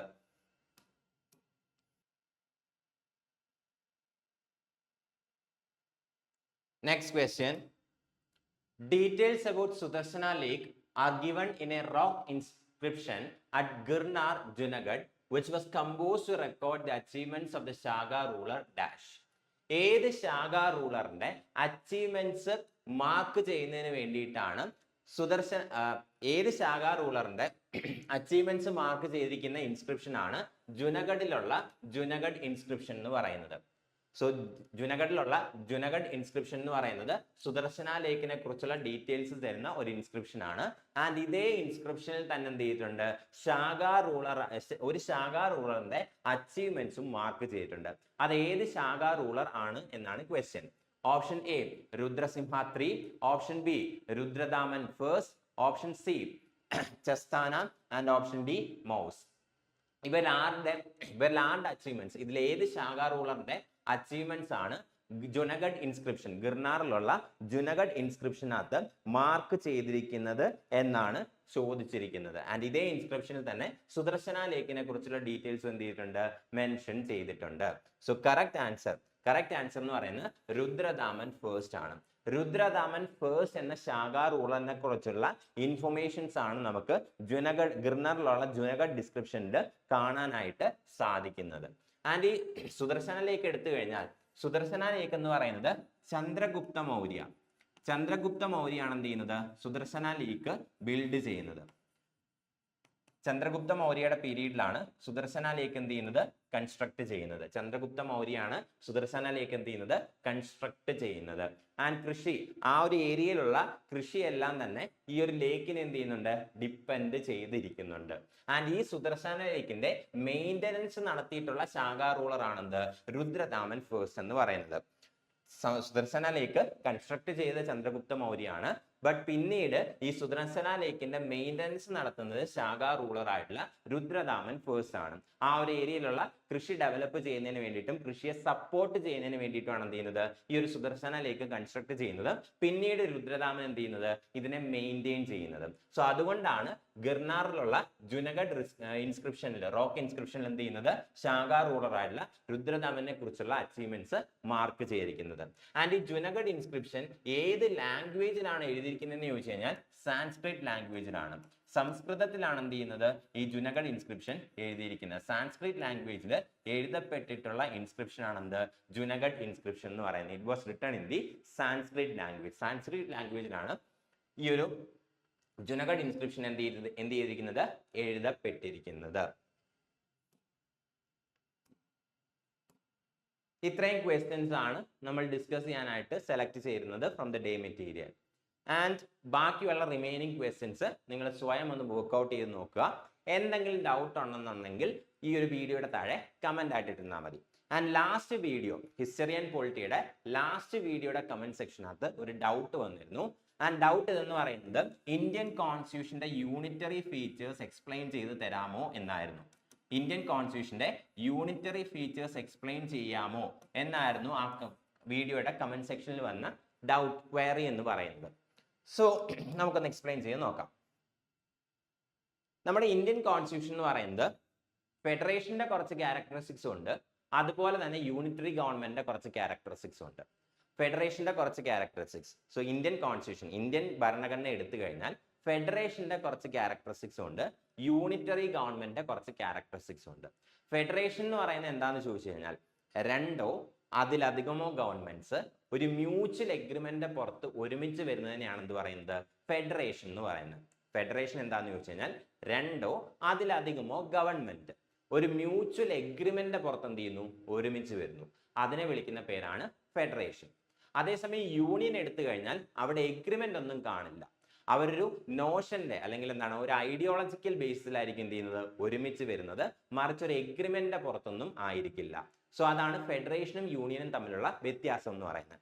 ഇനി ഇന്ത്യൻ കോൺസ്റ്റിറ്റ്യൂഷന്റെ ഫെഡറൽ ഫീച്ചേഴ്സ് എന്താണെന്ന് നോക്കിക്കഴിഞ്ഞാൽ, ഇന്ത്യൻ കോൺസ്റ്റിറ്റ്യൂഷൻ എടുത്തു കഴിഞ്ഞാൽ ഇന്ത്യൻ കോൺസ്റ്റിറ്റ്യൂഷന്റെ ഫെഡറൽ ഫീച്ചേഴ്സ്, ഇന്ത്യൻ കോൺസ്റ്റിറ്റ്യൂഷനിലുള്ള ഫെഡറൽ ഫീച്ചേഴ്സ് എന്താണെന്ന് നോക്കിക്കഴിഞ്ഞാൽ ഫസ്റ്റ് വൺ എന്ന് പറയുന്നത് എന്താണ്? Dual government. Dual government or 2 tiers of government. ഗവൺമെന്റിന്റെ 2 ടയേഴ്സ് അല്ലെങ്കിൽ 2 ലെവൽസ് ഉണ്ട്. അതായത് നമ്മുടെ കോൺസ്റ്റിറ്റ്യൂഷൻ നോക്കിക്കഴിഞ്ഞാൽ, നമ്മുടെ കൺട്രി നോക്കിക്കഴിഞ്ഞാൽ നമുക്ക് 2 ലെവൽസ് ഓഫ് ഗവൺമെന്റ് ഉണ്ട്. അതായത് സെൻട്രൽ ലെവലിൽ സെൻട്രൽ ഗവൺമെന്റും ഉണ്ട്, അതുപോലെ തന്നെ സ്റ്റേറ്റ് ലെവലിൽ സ്റ്റേറ്റ് ഗവൺമെന്റും ഉണ്ട്. സോ ഈ ഡിഫറെന്റ് ടയേഴ്സ് ഓഫ് ഗവൺമെന്റ് അല്ലെങ്കിൽ 2 ടയേഴ്സ് ഓഫ് ഗവൺമെന്റ്, ഇപ്പൊ നമുക്ക് 3 ടയേഴ്സ് ഉണ്ട്. കോൺസ്റ്റിറ്റ്യൂഷൻ നിലവിൽ വരുമ്പോൾ 2 ടയർ മാത്രമേ ഉണ്ടായിരുന്നു, സെൻട്രൽ ഗവൺമെന്റും സ്റ്റേറ്റ് ഗവൺമെന്റും മാത്രമേ ഉണ്ടായിരുന്നുള്ളൂ. ഇപ്പോൾ ലോക്കൽ ഗവൺമെന്റും ഉണ്ട്. സോ ജനറലി ഒരു ഫെഡറേഷൻ എന്ന് പറയുമ്പോൾ എന്താണ്, അവിടെ 2 ലെവൽസ് ഓഫ് ഗവൺമെന്റ് എന്തെങ്കിലും കാണും, മിനിമം 2 ലെവൽസ് ഓഫ് ഗവൺമെന്റ് എങ്കിലും കാണും. ഒരു സെൻട്രൽ ഗവൺമെന്റും കാണും, കറസ്പോണ്ടിങ് ആയിട്ട് എന്ത് കാണും, സ്റ്റേറ്റ് ഗവൺമെന്റ്സ് അല്ലെങ്കിൽ പ്രൊവിഷണൽ ഗവൺമെന്റ്സ് കാണും. ഇന്ത്യയുടെ കേസ് എടുത്തു കഴിഞ്ഞാൽ ഇന്ത്യയിലും എന്തുണ്ട്, 2 ലെവൽ ഓഫ് ഗവൺമെന്റ് ഉണ്ട്, സെൻട്രൽ ഗവൺമെന്റും ഉണ്ട്, സ്റ്റേറ്റ് ഗവൺമെന്റും ഉണ്ട്. സോ ഫെഡറൽ ഫീച്ചേഴ്സിൽ ഒന്നാമത്തെ ഫീച്ചർ എന്ന് പറയുന്നത് എന്താണ്, ഡ്യുവൽ ഗവൺമെന്റ്, 2 ഗവൺമെന്റ്സ് ഉണ്ട്. ഇനി രണ്ടാമത്തെ ഫീച്ചർ എന്ന് പറയുന്നത് എന്താണ്, ഈ ഗവൺമെന്റ് ഇടയിൽ പവേഴ്സ് എന്ത് ചെയ്തിട്ടുണ്ട്, ഡിവൈഡ് ചെയ്തിട്ടുണ്ട്. സോ ഡിവിഷൻ ഓഫ് പവേഴ്സ് എന്ന് പറയുന്നത് എന്താണ്, ഒരു ഫെഡറൽ ഫീച്ചർ ആണ്. 2 ടയേഴ്സ് ഓഫ് ഗവൺമെന്റ് അല്ലെങ്കിൽ 2 ഗവൺമെന്റ് ഉണ്ടെന്ന് പറഞ്ഞു, സെൻട്രലും സ്റ്റേറ്റും. ഇവരുടെ 2 പേരുടെ ഇടയിൽ എന്ത് ചെയ്തിട്ടുണ്ട്, പവേഴ്സ് ഡിവൈഡ് ചെയ്തിട്ടുണ്ട്. അതെവിടെ നമുക്ക് കാണാൻ പറ്റുന്നത്, ഇന്ത്യൻ കോൺസ്റ്റിറ്റ്യൂഷന്റെ 7th ഷെഡ്യൂളിൽ. ഇന്ത്യൻ കോൺസ്റ്റിറ്റ്യൂഷന്റെ 7th ഷെഡ്യൂൾ എടുത്തു കഴിഞ്ഞാൽ അവിടെ നമുക്ക് 3 ലിസ്റ്റ് കാണാൻ പറ്റും എന്ന് പറഞ്ഞല്ലോ, union list, state list, concurrent list. Indian കോൺസ്റ്റിറ്റ്യൂഷന്റെ 7th ഷെഡ്യൂളിൽ 3 ലിസ്റ്റ് ഉണ്ട്, union list, state list, concurrent list. Union ലിസ്റ്റിൽ സെൻട്രൽ ഗവൺമെന്റിന് മാത്രമേ നിയമങ്ങൾ നിർമ്മിക്കാൻ പറ്റൂ. സ്റ്റേറ്റ് ലിസ്റ്റിൽ സ്റ്റേറ്റ് ഗവൺമെന്റിന് മാത്രമേ നിയമങ്ങൾ നിർമ്മിക്കാൻ കഴിയൂ. കൺകറന്റ് ലിസ്റ്റിൽ 2 പേർക്കും നിയമം നിർമ്മിക്കാം. പക്ഷെ ഒരു ക്ലാഷ് വന്നു കഴിഞ്ഞാൽ, ഒരു കോൺഫ്ലിക്റ്റ് വന്നു കഴിഞ്ഞാൽ അവിടെ സെൻട്രൽ ഗവൺമെന്റ് നിർമ്മിച്ച നിയമമായിരിക്കും എന്ത് ചെയ്യുന്നത്, അവിടെ വാലിഡ് ആയിട്ട് നിൽക്കുന്നത്. സ്റ്റേറ്റ് ഗവൺമെന്റ് നിയമം എന്ത് ചെയ്യും, അവിടെ റദ്ദ് ചെയ്യപ്പെടും. ഇതായിരുന്നല്ലോ 3 ലിസ്റ്റുകൾ എന്ന് പറയുന്നത്. സോ ഈ ലിസ്റ്റ് എന്ന് പറയുന്നത് ബേസിക്കലി എന്താണ്, 2 ഗവൺമെന്റ് ഇടയിൽ പവേഴ്സ് ഡിവൈഡ് ചെയ്യുകയാണ്. യൂണിയൻ ഗവൺമെന്റ് അല്ലെങ്കിൽ സെൻട്രൽ ഗവൺമെന്റ് പവേഴ്സ് നിർമ്മിക്കാനായിട്ട് യൂണിയൻ ലിസ്റ്റും ഉണ്ട്, സ്റ്റേറ്റ് ഗവൺമെന്റിന് കാര്യങ്ങൾ ഡിസൈഡ് ചെയ്യാനായിട്ട് എന്തുണ്ട്, സ്റ്റേറ്റ് ലിസ്റ്റും ഉണ്ട്. സോ ഡിവിഷൻ ഓഫ് പവേഴ്സ് എന്ത് തന്നെയാണ്, ഫെഡറൽ ഫീച്ചേഴ്സിനകത്ത് വരുന്ന ഒരു കാര്യമാണ്. ഇനി ഫെഡറേഷന്റെ 3ാമത്തെ ക്യാരക്ടറിസ്റ്റിക്സ് എന്ന് പറയുന്നത് എന്താണ്, റിട്ടൺ കോൺസ്റ്റിറ്റ്യൂഷൻ. നമുക്ക് എഴുതപ്പെട്ടിട്ടുള്ള ഒരു ഭരണഘടനയുണ്ട്, അതല്ലെങ്കിൽ ഒരു ലിഖിത ഭരണഘടനയുണ്ട്. ഒരു റിട്ടൺ കോൺസ്റ്റിറ്റ്യൂഷൻ ആണ് ഫെഡറേഷന്റെ ഒരു ക്യാരക്ടറിസ്റ്റിക്സ് എന്ന് പറയുന്നത്. നമ്മുടെ ഇന്ത്യ എടുത്തു കഴിഞ്ഞാൽ നമുക്കൊരു റിട്ടൺ കോൺസ്റ്റിറ്റ്യൂഷൻ ഉണ്ട്. സോ അതെന്താണ്, ഒരു ഫെഡറൽ ഫീച്ചർ ആണ്. ഇനി അടുത്തതാണ് എന്ത്, റിജിഡ് കോൺസ്റ്റിറ്റ്യൂഷൻ.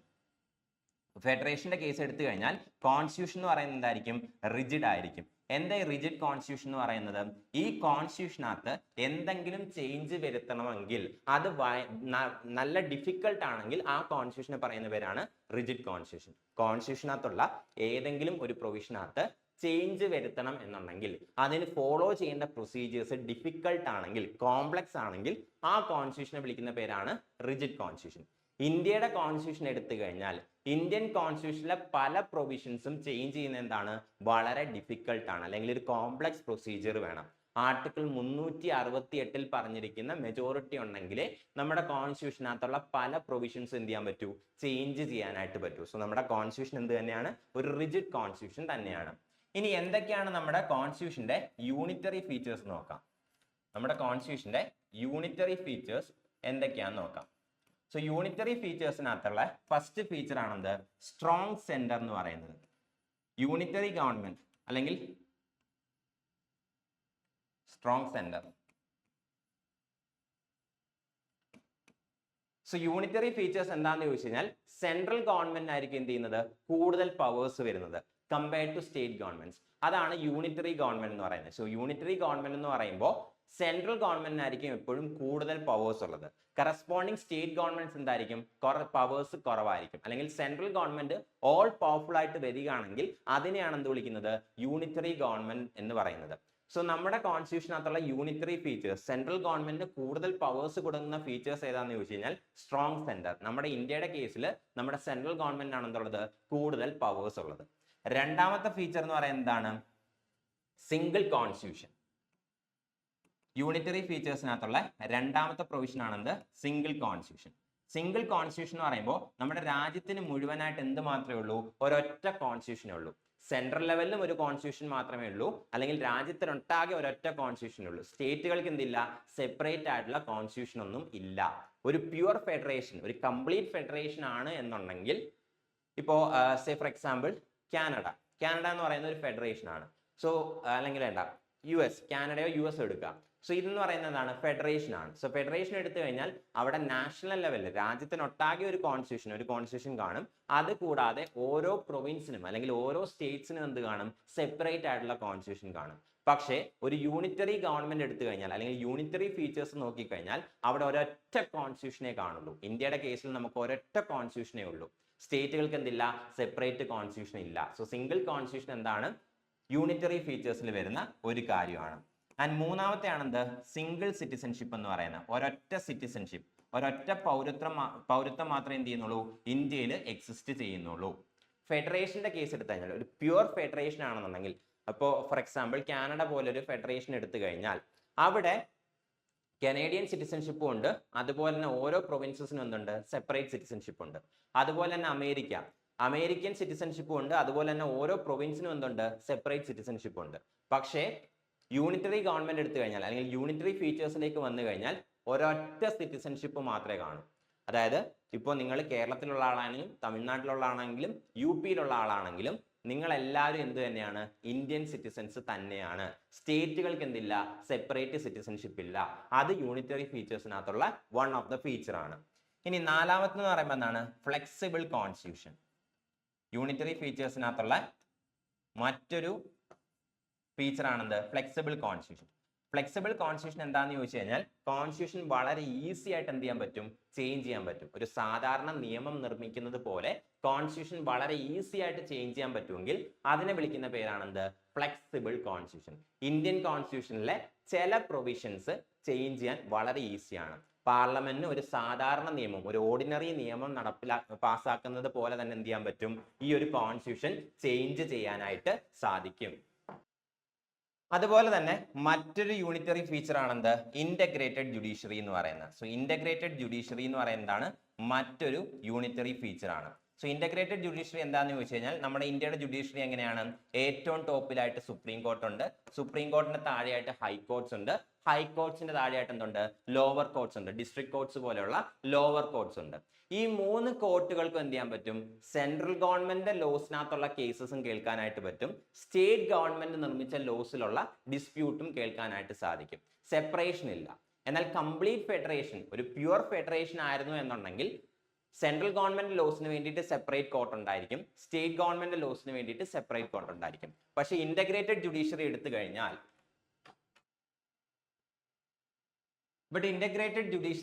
കഴിഞ്ഞാൽ, സെൻട്രൽ ലോസും സ്റ്റേറ്റ് ലോസും കേൾക്കാനായിട്ട് ഈ മൂന്ന് ജുഡീഷ്യറിക്കും കാണും. ഒരു സെപ്പറേറ്റ് ലോയ്ക്ക് വേണ്ടിയിട്ട് സെപ്പറേറ്റ് കോർട്ട് എന്നുള്ള ആ ഒരു പ്രൊവിഷൻ കാണില്ല. ഇതൊക്കെയാണ് മെയിൻ ആയിട്ടുള്ള ഫെഡറൽ ഫീച്ചേഴ്സും യൂണിറ്ററി ഫീച്ചേഴ്സും. എക്സ്പ്ലനേഷൻ ഒന്നും നമുക്ക് എക്സാമിന് ആവശ്യമില്ല.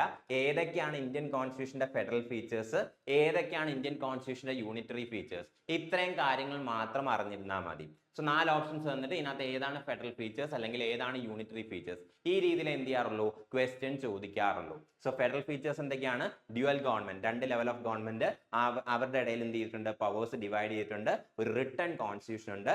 ആ കോൺസ്റ്റിറ്റ്യൂഷൻ ചേഞ്ച് ചെയ്യാൻ എന്താണ്, ഡിഫിക്കൽട്ട് ആണ്, അതായത് റിജിഡ് കോൺസ്റ്റിറ്റ്യൂഷൻ ആണ്. യൂണിറ്ററി ഫീച്ചേഴ്സ് എടുത്തു കഴിഞ്ഞാൽ സെന്റർ ആണ് എന്ത്, സ്ട്രോങ് ആയിട്ട് വരുന്നത്, സ്റ്റേറ്റ്സിനെക്കാളും സെന്റർ ആണ് സ്ട്രോങ്. അതുപോലെ തന്നെ സിംഗിൾ കോൺസ്റ്റിറ്റ്യൂഷൻ, ഒരൊറ്റ കോൺസ്റ്റിറ്റ്യൂഷനേ ഉള്ളൂ. സ്റ്റേറ്റ് എൻ്റയർ നേഷൻ, അതായത് രാജ്യത്തിന് മുഴുവനായിട്ട് ഒരൊറ്റ കോൺസ്റ്റിറ്റ്യൂഷൻ ഉള്ളൂ. സ്റ്റേറ്റുകൾക്ക് എന്തില്ല, സെപ്പറേറ്റ് കോൺസ്റ്റിറ്റ്യൂഷൻ ഇല്ല. ദെൻ സിംഗിൾ സിറ്റിസൺഷിപ്പ്, ഒരൊറ്റ സിറ്റിസൺഷിപ്പേ ഉള്ളൂ. സ്റ്റേറ്റിന് എന്തില്ല, സെപ്പറേറ്റ് ആയിട്ടുള്ള സിറ്റിസൺഷിപ്പ് ഇല്ല. ദെൻ ഫ്ലെക്സിബിൾ കോൺസ്റ്റിറ്റ്യൂഷൻ, കോൺസ്റ്റിറ്റ്യൂഷനകത്തുള്ള ചില പ്രൊവിഷൻസ് എന്താണ്, ചേഞ്ച് ചെയ്യാൻ ഈസി ആണ്, അതായത് കോൺസ്റ്റിറ്റ്യൂഷൻ ഫ്ലെക്സിബിൾ ആണ്. So flexible constitution. Then integrated judiciary, supreme court, high court, district court, lower കോർട്ട്സ്, ഇങ്ങനെ ഒരു ഹൈറാർക്കി ഉണ്ട് കോർട്സിന്റെ. ആൻഡ് ഈ 3 കോർട്സിന് എന്ത് ചെയ്യാൻ സാധിക്കും, സെൻട്രൽ ലോസും കേൾക്കാൻ സാധിക്കും, സ്റ്റേറ്റ് ലോസും കേൾക്കാനായിട്ട് സാധിക്കും. സോ ഇതുകൊണ്ടാണ് ഫെഡറൽ ഫീച്ചേഴ്സ്, കോൺസ്റ്റിറ്റ്യൂഷനകത്തുള്ള ചില ഫീച്ചേഴ്സ് എന്താണ്, ഫെഡറേഷന്റെ ഫീച്ചേഴ്സ് ആണ്, ചില ഫീച്ചേഴ്സ് എന്താണ്, യൂണിറ്ററി ഫീച്ചേഴ്സ് ആണ്. അതുകൊണ്ടാണ് നമ്മുടെ ഇന്ത്യൻ കോൺസ്റ്റിറ്റ്യൂഷനെ എന്ത് വിളിക്കുന്നത്, ക്വാസി ഫെഡറൽ എന്ന് പറയുന്നത്. ഇന്ത്യൻ കോൺസ്റ്റിറ്റ്യൂഷൻ ക്വാസി ഫെഡറൽ ആണ് നമ്മൾ ലോവർ ക്ലാസ്സസിൽ, കൊച്ചു ക്ലാസ്സസിൽ പഠിച്ചിട്ടുണ്ടായിരിക്കും. ആൻഡ് എന്തുകൊണ്ടാണ് ഇത് ക്വാസി ഫെഡറൽ ആവുന്നതെന്ന് ചോദിച്ചു കഴിഞ്ഞാൽ, കംപ്ലീറ്റ് ഫെഡറേഷൻ അല്ല. കാരണം എന്താണ്, ഫെഡറേഷന്റെ കുറച്ച് ക്യാരക്ടറിസ്റ്റിക്സ് മാത്രമേ ഉള്ളൂ. കുറച്ച് ക്യാരക്ടറിസ്റ്റിക്സ് എന്താണ്? യൂണിറ്ററി ഫീച്ചേഴ്സ് ആണ്. അതുകൊണ്ടാണ് ക്വാസി ഫെഡറൽ, കംപ്ലീറ്റ് ഫെഡറൽ അല്ല, കുറച്ച് യൂണിറ്ററി ഫീച്ചേഴ്സും കൂടെ നമ്മുടെ കോൺസ്റ്റിറ്റ്യൂഷനകത്തുണ്ട്. ഇതുകൊണ്ടാണ് എന്ത് ചെയ്യുന്നത്? കോൺസ്റ്റിറ്റ്യൂഷനെ ക്വാസി ഫെഡറൽ എന്ന് വിളിക്കുന്നത്. സോ ഈ ഒരു ഡൗട്ട് മാത്രമേ ഞാൻ കമന്റ് ബോക്സിൽ കണ്ടുള്ളൂ. സോ ഇന്നത്തെ ക്ലാസ്സിൽ, ഈ ഒരു വീഡിയോയിൽ അല്ലെങ്കിൽ ഈ ഒരു സെഷനകത്തുള്ള എന്തെങ്കിലും ഡൗട്ട്സ് ഉണ്ടെന്നുണ്ടെങ്കിൽ ഈ വീഡിയോയുടെ താഴെ കമന്റ് ആയിട്ട് പോസ്റ്റ് ചെയ്താൽ മതി. നെക്സ്റ്റ് സെഷനിൽ നമ്മൾ അത് എന്ത് ചെയ്യും? ഡിസ്കസ് ചെയ്ത് പോകും. സോ ഏതൊരു കണ്ടന്റിൽ അല്ലെങ്കിൽ ഏതൊരു ടോപ്പിക്കിൽ നിങ്ങൾക്ക് ഡൗട്ട് ഉണ്ടെന്നുണ്ടെങ്കിലും വീഡിയോയുടെ താഴെ കമന്റ് ആയിട്ട് പോസ്റ്റ് ചെയ്താൽ മതി. നെക്സ്റ്റ് ക്ലാസ്സിൽ നമ്മളത് ടേക്കപ്പ് ചെയ്യുന്നതായിരിക്കും. ഓക്കെ, അപ്പോൾ നമുക്ക് ഇന്നത്തേക്ക് തൽക്കാലം വൈൻഡ് അപ്പ് ചെയ്യാം. എന്തെങ്കിലും ഡൗട്ട് ഉണ്ടെങ്കിൽ റിമൈനിങ് ക്വസ്റ്റ്യൻ സ്വയം ഒന്ന് വർക്ക്ഔട്ട് ചെയ്ത് നോക്കുക. എന്തെങ്കിലും ഡൗട്ട് ഉണ്ടെങ്കിൽ കമന്റ് ബോക്സിൽ കമന്റ് ചെയ്തിരുന്നാൽ മതി. അങ്ങനെയാണെങ്കിൽ തൽക്കാലം നമുക്ക് ഇന്നത്തേക്ക് വൈൻഡ് അപ്പ് ചെയ്യാം. Thank you.